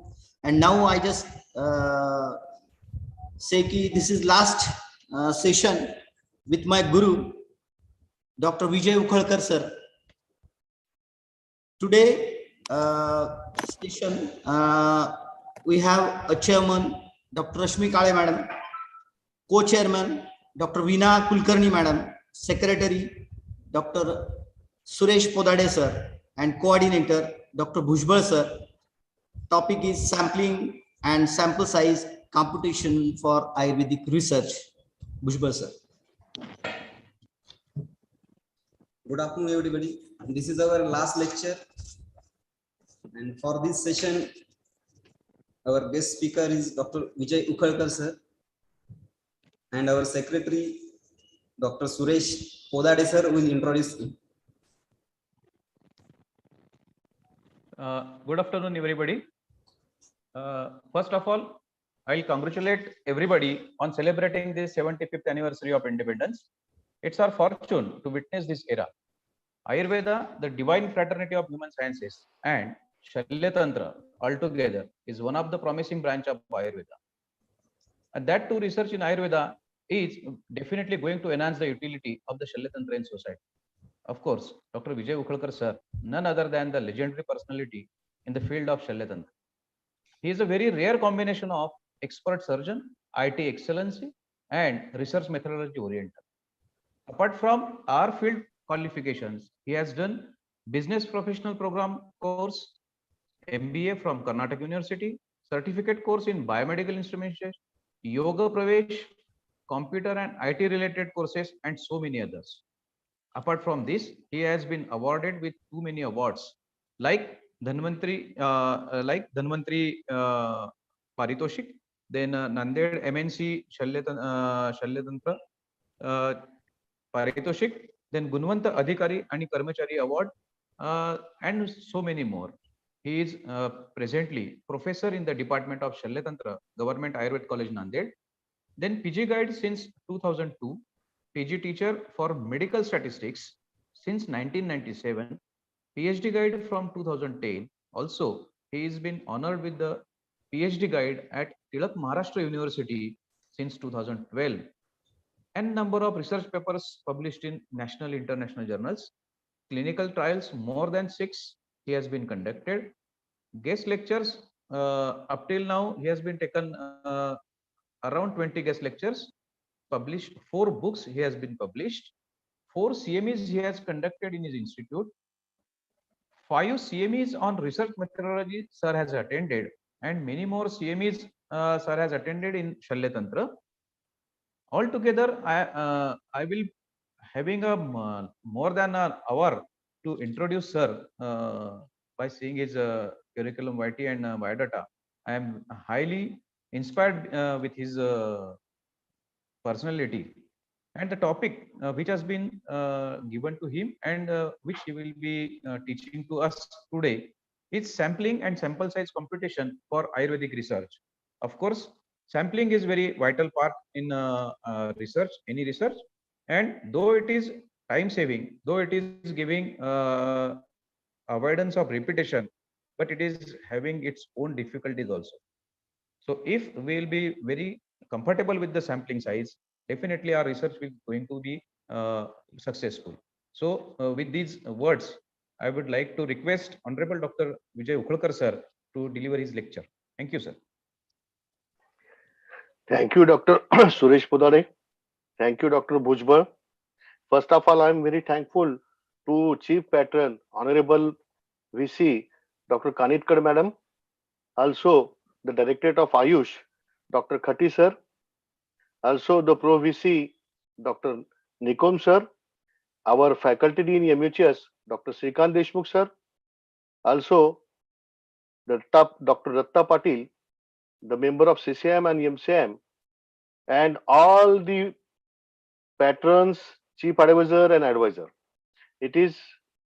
I am very proud of you that it is my opportunity, this opportunity given to me that I am among with you. This today's topic is not related only with the Shalya Tantra, but in all subject, all faculties, all branches, all sciences needs the research, and it is a part of research, and sampling is the most important part for the research. So I will start to I want to start my slide presentation. Can I? Hello. Yes, sir. Can I share my screen? Yes, sir. Please share. Okay. Thank you very much. Is it visible? Yes, sir. Yes, sir. Okay. Thank you very much. Today's topic is sampling and sample size competition for Ayurvedic research. Ayurvedic research is not none other than other sciences. It is also like other sciences, but research methodology and statistic is one and the same for any branch or any research. So today's topic ideally is sampling and sample size competition.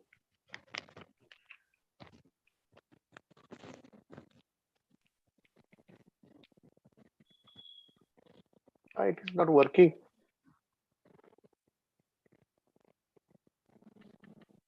Yes, okay. The research process is the thought process which starts from defining the research problem and ends to the interpretation and report. Meanwhile, there is a research design including sample size. That stage is most important. Otherwise, we cannot interpret or we cannot interfere the data properly, and hence we cannot interpret the report properly. First of all, the investigator assigns the exposures. Did investigator assign the exposures? It should be think about. One should be think about it. If yes, that study is experimental, or if no, that study design is observational. When the study design is experimental, you should think about randomization. Allocation is randomized or not. If yes, randomized control trial, and if no, no randomized control trial. But in the observational study, comparison is there or not? You should think about it. If there is a comparison, then it is the design which is analytical study. And when there is a no comparison, then that study was descriptive study. Analytical study should be again analyze whether is it what is the direction of that study from outcome to exposure or exposure to outcome. When it is outcome to exposure, it is called as cohort study. When it is exposure outcome to exposure, it is case control study. Sorry, and when it is exposure to outcome, that is cohort study. And cohort study is a prospective study. Case control study is a retrospective study. And cross-sectional study is the combination of both. Now we see the sampling methods. All of us know that why sampling should be done. But first of all, we should know how many are the methods to gather the information. Information on population can be collected two ways: census method and sampling method. Why sampling? Complete enumeration are practically impossible when the population is infinite. When the results are required in a short time, when the area of survey is wide, when the survey are limited practically in respect of money, resources for survey are limited practically in respect of money and per trained persons. When the atom or unit is destroyed under investigation, like animal house or animal segregation of the animals, then get information about large population due to by the sampling, less cost, less field time, more accuracy is there when it's impossible to study the whole population. Some terms are there. There is no need to define these terms. All of us know that what is population, what is sample, and what is sample size. See, this is the diagrammatic presentation of sample and population. Population is a set which includes all measurements of interest to the researcher. The collection of all responses, measurements, counts that are interest, and sample a subset of that population which represents the population. What is sampling error? It is most important thing. Sampling error and other errors. You should consider the all type of errors, and it should be the way of the researcher to minimize the all errors. So one of that sampling error, the discrepancy between a parameter and its estimate due to sampling process is known as sampling error. Variation from one sample to another sample, and that's why we should apply the proper method of sampling for our topic. These are the non-sampling errors, not due to the sampling procedures, maybe due to human error or instrumental error or other errors. The method of sampling, categories, probability sampling and non-probability sampling. These are the probability samplings. What is probability sampling? Utilizes some form of random selection.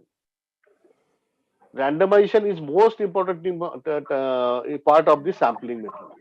Hence, probability sampling includes the randomization some type of randomization. Each unit in the population has an equal chance or probability of being chosen for a sample. The procedure should assure that the different units are correlated and have equal probabilities of the being chosen. Generalization of results. Non-probability sampling, it does not involve random selection, may or may not represent the population well, used where researcher lacks a sampling frame for the population, often used in qualitative research. So, it should, first of all, we must design our research, we must knew about our research design for our topic, and according to the topic, we should select the probability. So we should select the sampling method. Sampling method for probability samplings: simple random method, systematic sampling, stratified sampling, cluster sampling, and multi-stage sampling. And non-probability samplings. Sampling method for non-probability samples: purposive sampling, quota sampling, deliberate sampling, judgmental sampling or judgment sampling, and voluntary sampling.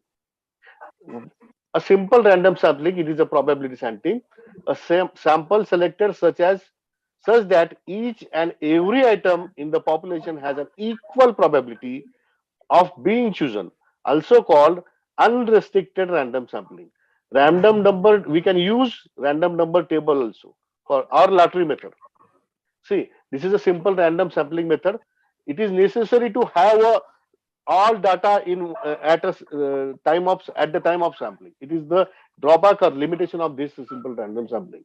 If some 1,000 patient data, it should be with us for priorly, and then we can choose the randomly any number of that patient or anything in any substance. This is the random number table. There are so many random number tables. We can generate the random number table by software also or in Excel also. Systematic random sampling, also called quasi-random sampling. Complete list of population is needed. Divide the population size by the sample size. Suppose we want to have 100 samples from 1,000. Then our sample size, approximately sample size is 100 and population size is 1,000. Then 1,000 is divided by 100. The sampling fraction is 10. 1,000 divided by 100. It is called a sampling fraction. Select a number between 1 and sampling fraction. That means 1 to 10. That is the sampling fraction in this example, which is the first sampling unit. Systematically select the remaining sample units by adding the sampling fraction. Sampling fraction means if you have selected second number, then add the 10. Means the second sample should be 12th. Then another third sample should be 20th. 22nd. See, in this case, you can see here, this is the first sample. That is 8th sample. Then the second sample is 20th sample. Means the sampling fraction number is 20. Add 8 plus 20, that is 20th. 20th plus 20, that is 40th. According to this scenario, we can choose the samples from the population by systematic random sampling. The third one is the stratified random sampling. Stratification means division into groups. When the population is heterogeneous with respect to characteristic under study, the complete population is divided into the homogeneous groups, subgroups called strata. From each stratum, a simple random sample is selected and combined to form a required stratified sample from the population.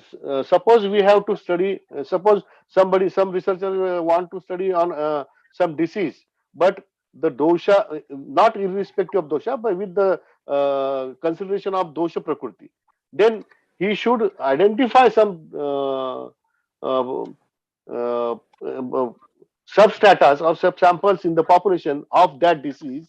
How many are affected in that population in terms of percentage, vatas, pittas, kaphas, and you should select the some sample in proportion of that percentage from vatas, pittas, and kaphas having that disease. It is called as a stratified sampling. Then combine all the subgroups or samples selected from that all subgroups. Then it is the population for your research. This is the multi-stage sampling used in a large-scale investigations. Example: a whole country. First stage preparation of a large-size sampling units. Randomly selecting a certain number. Secondly, another list prepared for them. Subsample drawn by random sampling, like 4 states are selected. Then 2 districts from each state of that 4 were selected. Then each one taluka from each district was selected, will be selected, and from that taluka 3 villages will be selected, and the examination stool sample of all persons from that 3 villages it may be the sample for your study. The cluster sampling. Cluster sampling is a randomly selected groups. First, the population is divided into groups called as clusters, usually along the geographical boundaries. It is the most important thing. Then randomly selected subclusters form all clusters, forms to measure all units within sample cluster in the end. Two-stage cluster or multi-stage clusters may be used. See, this is the sample. This is the example cluster of cluster sampling. Part of the information is collected from the whole sample and part from the subsamples. Example: some TB survey of clusters. First initial stage should be applied that Montauk test on all, then X-ray on Montauk's positive patient only, and then sputum examination of X-ray positive patients only. This is the subgroups cluster sampling. See, this is the example. This is the geographical division in so many clusters. We can select the clusters from these those all clusters. Then we can select it areas of like some slum areas or another clusters. Probability sampling. This is the summarize. Simple. What is the simple random sampling? Selection at random. Systematic random sampling, selecting every nth case. Stratified sampling, sampling within group of population. Cluster sampling, whole cluster of the population. Multi-stage sampling, sub samples from large samples.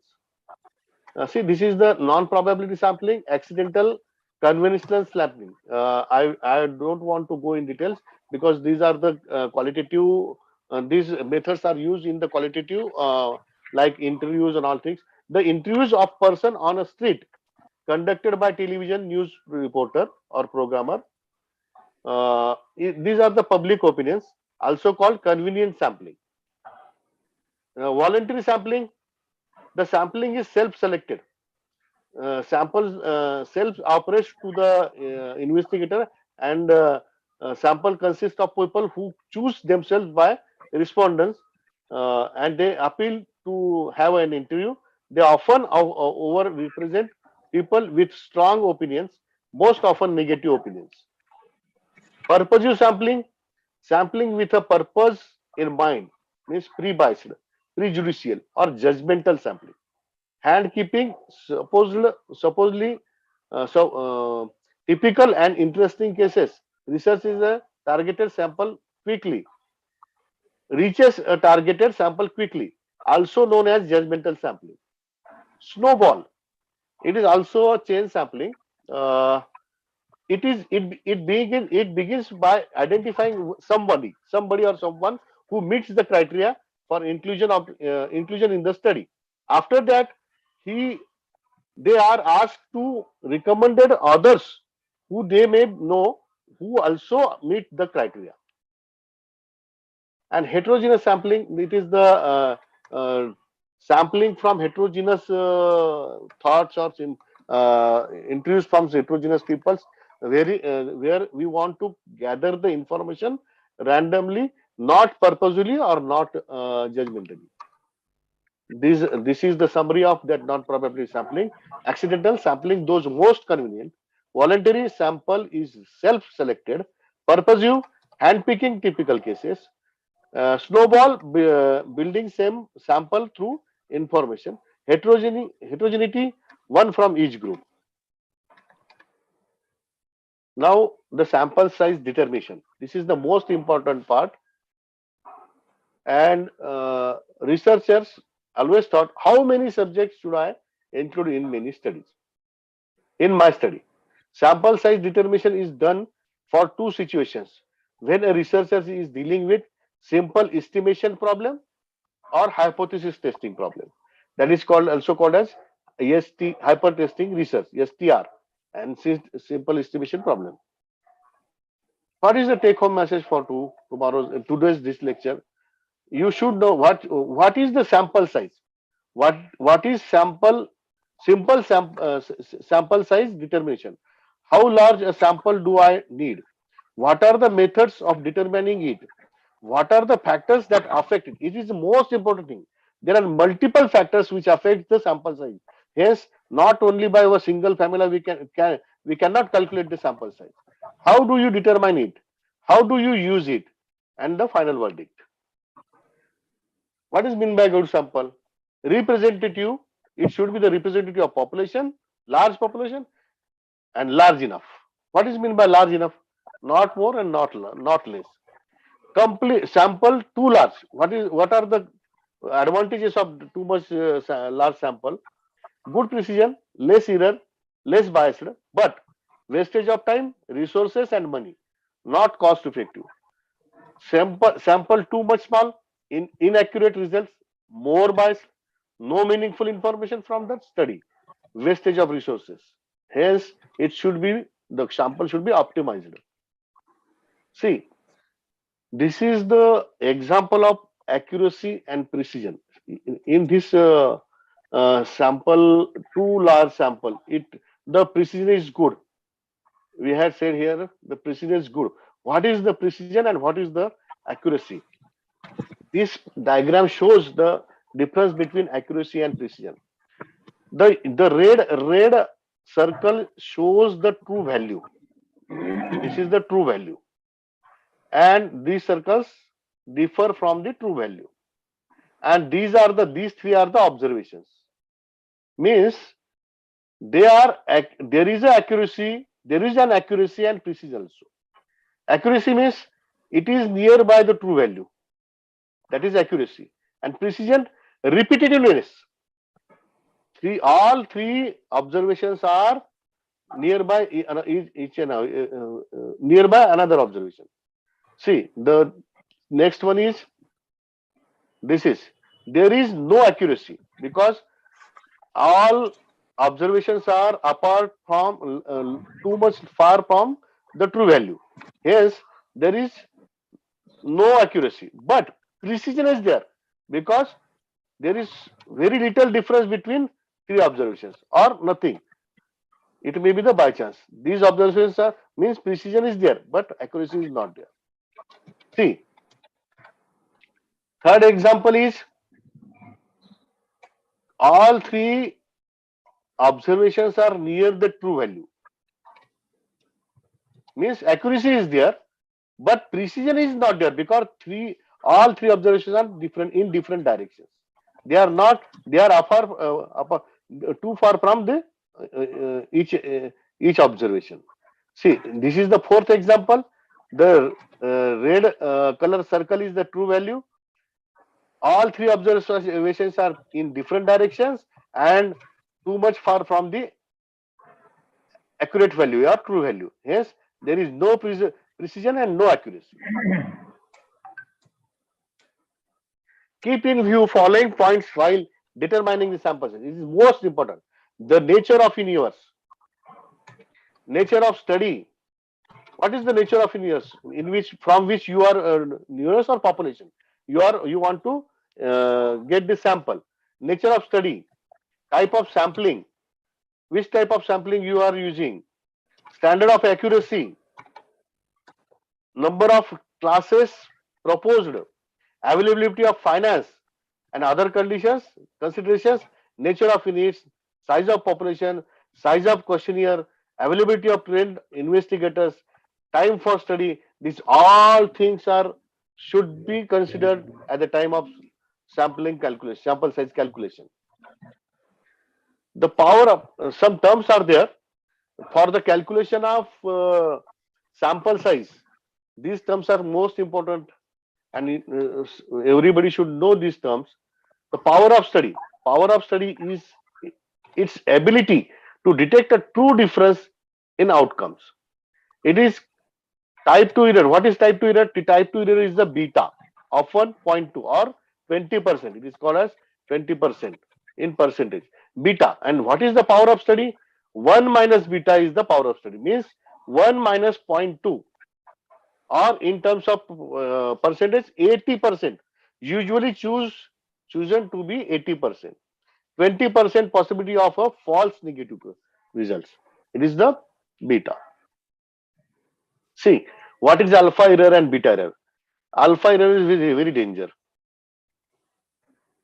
When the condition, true condition, what is the true condition here? You can see here the null there is a null hypothesis. Means what? No difference occurred, or the difference is by chance. That is, no difference is there. And you are accepting null hypothesis, then it is the right decision. Then it is the right decision. But null hypothesis, truly null hypothesis is there, means there is no difference, and you are rejecting null hypothesis. Means you are saying that there is a difference due to intervention or anything. It is not by chance. Means you are accepting the alternative hypothesis. This is a type 1 error. That is p-value. It should not be greater than 5%. It should not be greater than 5%. Normally, when you are not declaring any level of confidence, it is assumed that your level of confidence is 95%. Means type 1 error is less than 5% or equal to 5%. And when the alternative hypothesis is there, means there is a difference. It is not by chance. It is due to intervention or something. And you are accepting the hypothesis. Mere what? Means what? You are saying that there is no difference. It is called as type 2 error. That is false negative chances. It should be, it should not be the maximum than 20%. That's why the power of power is 80%. 1 minus b, that means 0.8. That is 80%. And when the alternative hypothesis is true and you are rejecting the null hypothesis, means accepting the alternative hypothesis, it is a right decision. Level of significance. The chosen level of significance of type 1 error is the probability of detecting a treatment effect when no effect exists. Type 1 error means false positive results and define the threshold of p-value. It should not be less than 5. It should not be greater than 5%. You can declare the level of significance before your study start. If you want to another one than the 95%. Level of significance is predefined before we start the experiment. Most commonly set to the 5% or 1%. The effect size is most important thing.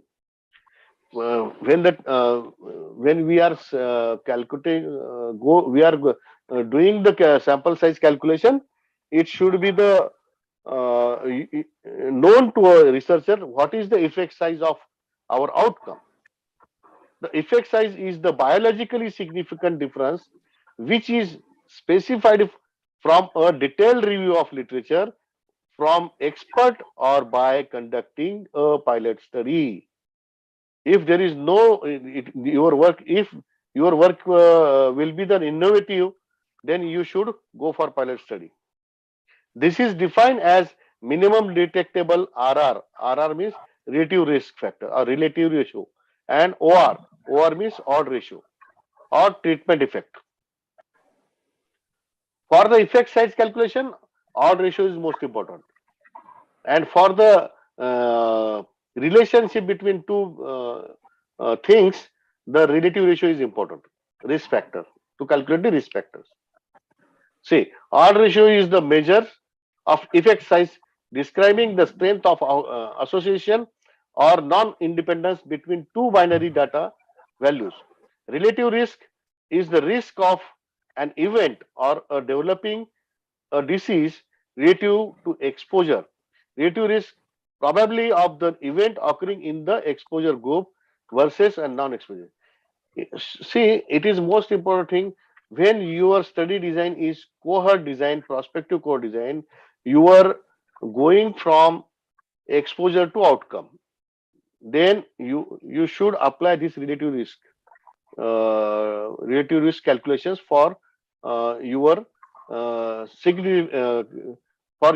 calculation and interpretation, or to check the statistical significance, and odd ratio for the control studies or case control studies.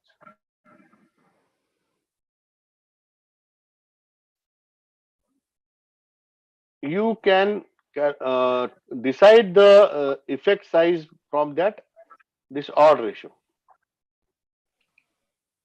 The study design. Next one is the study design. There are many different approaches for calculating the sample size for different study designs, such as case control design, cohort design, cross-sectional studies, clinical trials, and diagnostic test studies. The different there is a different calculation methods for different study designs. Therefore, one must use the correct approach for computing a sample size appropriate to study design and its subtype. Primary outcome measures. Outcome measure is usually reflected in degree or in the one research question of the study and also depend on the study design. For estimating the risk in the control study, it will be the odd ratio, while for cohort study, it will be the relative ratio. It is already said to you. And for case control study, it could be the difference in means proportion of exposure in case control and case and control. Odd ratio is most important for that. Hence, while calculating sample size, one of these outcome measures has to be specified there back previously. Therefore, there are distinct approach for calculating the sample size. Statistical inference from the study results. In addition, there are also different procedure for calculating sample size for two approaches of drawing statistical inference from the study results. That is estimation, that is confidence interval approach, and other one is the hypothesis test of significance approach. A researcher needs to select an appropriate procedure for computing the sample size and accordingly use the approach of drawing a statistical inference subsequently. Information needed to determine sample size. See, this is the most important thing for using the different formulas to calculate the sample size. In testing significance between two average proportion, difference between two means or two proportion, that is practically important. Size of alpha error, that is often 0.05, means 5% often less than 5% sample size alpha error, and the beta error often 0.2 or 20%, 0.2 or 0.1 maybe, and the power of study, that is 1 minus beta. 1 minus beta means that is it is assumed that it is 80% or 90%. Estimated degree of variability. The standard deviation, it is the standard deviation of previous study or your pilot study or population, maybe no. Procedure for calculating the sample size. Use of formula, ready-made tables, nomograms, computer softwares. You can calculate the sample size by using any one of these, whichever is suitable for you. See, this is the sample of, this is the example of formula for calculating the sample size, which is the one of the first one is the use of formula. The formula is n is greater than or equal to, not less than. The sample size should be optimized. Here, it shows the formula. What is Z? Z is the table value for alpha error. Means for 5% the table value is already we know 1.96. If the it is 2.5, it is 1%, then the table value is 2.57. Hence, we can use here 1.96 into 1.96, that is Z square. This is the sigma square. Sigma square means standard deviation, the estimated standard deviation from pilot study or population or previous study. We can use it. And the D, what is D? D is the precision or margin of error. In other words, it is the acceptable deviation between the hypothesized value and the true value. How much variation you can accept, and it should not be the more than 5% one side, means 10% both side. Means if estimation, the after dental caries in the patient in the children of Aurangabad district. It is already previously given in data that 20% children are having the dental caries in Aurangabad city. Then you want to study that whether it is correct or not. The difference should be what? 5%, means 15 to 25, right? That is means 5% points. See, to calculate the minimum sample size required for accuracy in estimating proportions, the following decision must be. This is the previous one is used for the quantitative data, or where the values are known to you, the standard deviation is known, or the difference between two means is known. There, then you can use this one. And if the data is in proportion, then you should calculate the sample size in another way, or the formula is different. So for the to calculate the minimum sample size required for accuracy in estimating proportions, the following decision must be taken. Decide on a reasonable estimate of key proportion, that is positive. P means positive thing, proportion of positivity, to be measured in the study. Decide on the degree of accuracy, that is D, that is desired to in the study, that is 1% to 5%, not that, not more than that, means 0.01 to 0.5. Decide on the confidence level that is Z, you want to use. Usually 95%, means the table value is 1.96. If you want to 99%, then it should be the 2.57.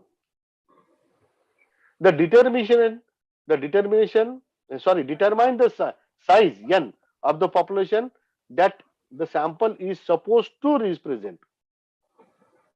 Decide on the minimum difference you expect to find statistical significance. See, this is the formula for proportionate values. Here the difference is Z square into P and Q. The difference, what is the difference? In previous one, there is a sigma square, that is standard deviation of population of previous study. And here P and Q, positive and negative proportionate values, and D is the acceptable deviation. Example 1, you want to estimate the prevalence of dental caries in Aurangabad city in children under 5 years. How many children should be included in the sample so that the prevalence may be estimated to within the 5 percentage point of the true value with 95% confidence limit? If it is known that the true rate is unlikely to exceed 20%, means not more than 20%, it is the up to 20%, and we want to have a difference up to 5%, means 15 to 20 one side. See, the given data which are known to us, anticipated population proportion 20%, that is P value is 20%. Then the confidence level is 95%. The absolute precision, that is 5% point, means 15 to 20, not exceed than 20, means 5%, 15 to 20. It is 5% point. That is most important, not 5% absolute value. It is 5% points. Thus, we can use this formula. Z square means 1.96 into 1.96. What is the P value? That is 20%. It is 20 into what is the Q value? That is 100 minus 20. It is 80 divided by 5 into 5. It is 5% point. This value is 245.86. Means 246 is your sample size, optimal sample size. You can consider, or you should consider 20 to 10%, 12 to 20% dropout cases, and you should add it in each group. This value is for each group, single group.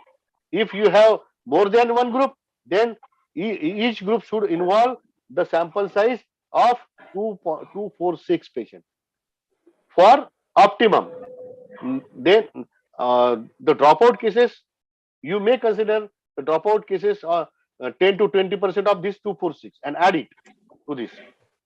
See, this is the book Sample Size Determination in Health Studies, a practical manual by S.K. Langwa. It is recommended or it is published by WHO in 1991. You should use this book for sample size calculation. There are so many different methods for different studies, different types of research designs, different types of data you are having, and you should use this book. See, this is the table. One method is to use the formula. Second method is to use the table. This is the table which is given in that book. What this table is, estimating a population proportion with specified absolute precision. See, this is the formula which we have used. N square, N is equal to Z square into P into 1 minus P means Q. P into Q divided by D square. In this case, in this example, we know that what is P? P is 20, means 0.20. This is the 0.20, right? And what is D? D is 0.05, right? Then the required value is, you can calculate the required value from this. See, this is the 246. See, 0.20, that is 20%. And the difference is 5% point, means D is 0.05. You can see in table the value sample size should be 246, and we had already seen in this table or the calculation by this formula, it is 246. Means you can use this formula or you can directly use that table also. If you reduce, this is the confidence level 95% table. If you reduce this confidence level to 90, see, this is the confidence level is 90, then the required sample size for 20% population P and 5% point D is reduced to 172. An investigator working for a national program of immunization seeks to estimate the proportion of children in the country who are receiving appropriate childhood vaccination. How many children must be studied if the resulting estimate is to fall within 10% point. Here, this is the example of 10% point. The value is 10% point of the true proportion within 95 confidence limit. It is not possible to make any assumption regarding the vaccination coverage. See, this is the next one condition. Whenever there is no declaration of positive things, means in previous example, 20% is assumed value or it is declared value for the dental caries in children of our. Here there is no value. When there is no declared value, you should assume or you should accept that it should be the 50%. See the next. Then anticipated, here you can see that anticipated population proportion, safest choice is 50%. Confidence level 90%. But other all things are okay. This is the 10% point, means 10% point one side means 40 to 60%, right? Absolute precision. And the table which table we can use? The table 1A show P is 0.05 and D is 0.1, 0.5 and 0.1. Sample size is 96. But as per table, you can see there. See, this is the table. In this table, for the 50%, we have considered the when there is no declaration, we consider that 50% is the precision. Sorry, prevalence. 50% means 0.5 is the P, and D is the 0.1 because 10%. The required sample size is 96 as per table, or we can calculate it by using the formula. It is the one and the same. It is believed that the proportion of patients who develop complications after undergoing one type of surgery is 5%, while the proportion of patients who develop complications after a second type of surgery is 15%. Means one type of surgery have a complication of 5% and another type of surgery have a complication of 15%. How large should the sample? It is a comparison in two groups, two proportionate values. Yes, the sample size calculation is in another way. How large should be the sample? Should the sample size be in each of the two groups of patients if an investigator wishes to detect with a power of 90? Here the power changes. If there is no declaration of power, we should assume that the power of study is 80%. Whether the second procedure has a complication rate significantly higher than the first at 5% level of significance, means the 5% and 50%, the difference in between these is by chance, natural, or due to the procedures. See what should be the sample size. See what is given to us. The test value of difference in the complication rate is 0. Anticipated complication rate is 5% and 50%. The level of significance is 5%. The power of test is 90%.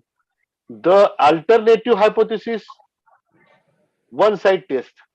Risk difference is P1 minus P2. That is, it should be less than 0%. P1 minus P2, it should be less than. Shows that the P1 is 0.05. See, sorry, 5% is 0.05 and P2 is 0.15, 15%. Sample size should be 153 as per the table. You can see the next table. See, this is the P1, P2. See, this is the P1. What is P1? 0.05. And what is P2? 0.15. The sample size required for 90% power and 5% significance level is 153 as per table. Means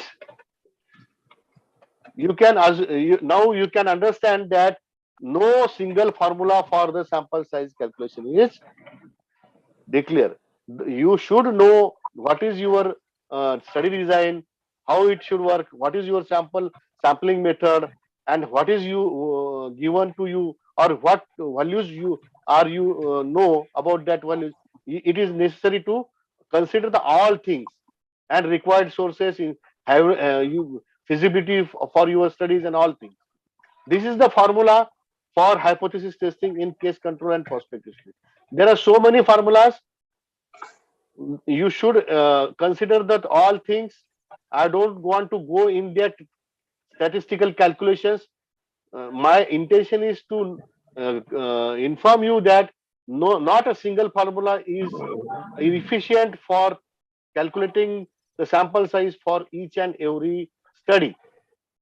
This is my now the conclusion for the study research. How many subjects?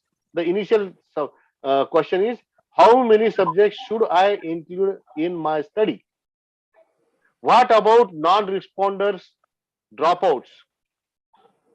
It is now the thumb rule, not the thumb rule, but the last conclusion is sample size calculation will always be approximate, not accurate. There are so many another forms like chart and formulas, nomogram and sample size. You can use the nomogram for sample size calculation. Even also you can use the. This is the example of nomogram. You can use this. Again, you can calculate the sample size by using different softwares like EPINFO, Enquiry, Power on Precision Sample, Stata, SPSS, and there are so many, even Excel also. The estimation with estimation of P with absolute precision. There are these are the things required for that. These are the calculations. not going to details. Was it enough clear? Hello? Am I audible? Was it enough clear? Yes, sir. Yes, sir. These are the references, further references. These are the acknowledgements, and thank you very much. Thank you, sir, for the nice lecture. I will request our chairperson, Dr. Rashmi Kale, madam, the session. So, Ukalkar sir, very nice lecture.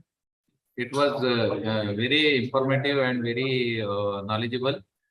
Thank you, sir. Yes, sir. And earlier also, Dr. Manjusha Kalmek, madam, also delivered nice lecture. Dr. R.K. Reddy, sir, his lecture was very nice, and Mir Hazranvis, he also delivered very nice lecture. I am interrupting you because we have to start next webinar of Kai Chikitsa department, and the time for the joining, it is very less now. 7 minutes are remaining, and at the sharp 2 o'clock we have to start, and that will end at exactly on 5 p.m.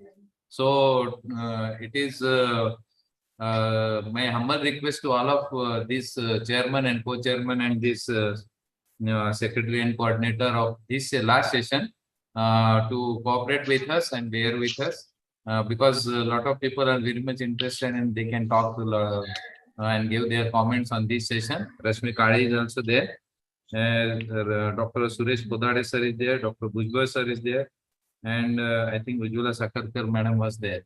So shall we conclude here, sir? Yes, Thank you once again, sir. Yes, sir. Ukalkar, sir. Yes, sir. Thank you, sir. Thank you, sir. Thank With you. your kind permission, I would like to shift to the Kai Chikitsa session. I would request all of you to please join for the webinar of the Kai Chikitsa department so that we can start immediately. Thanks again to all these Shalya people and whoever joined online through this YouTube link.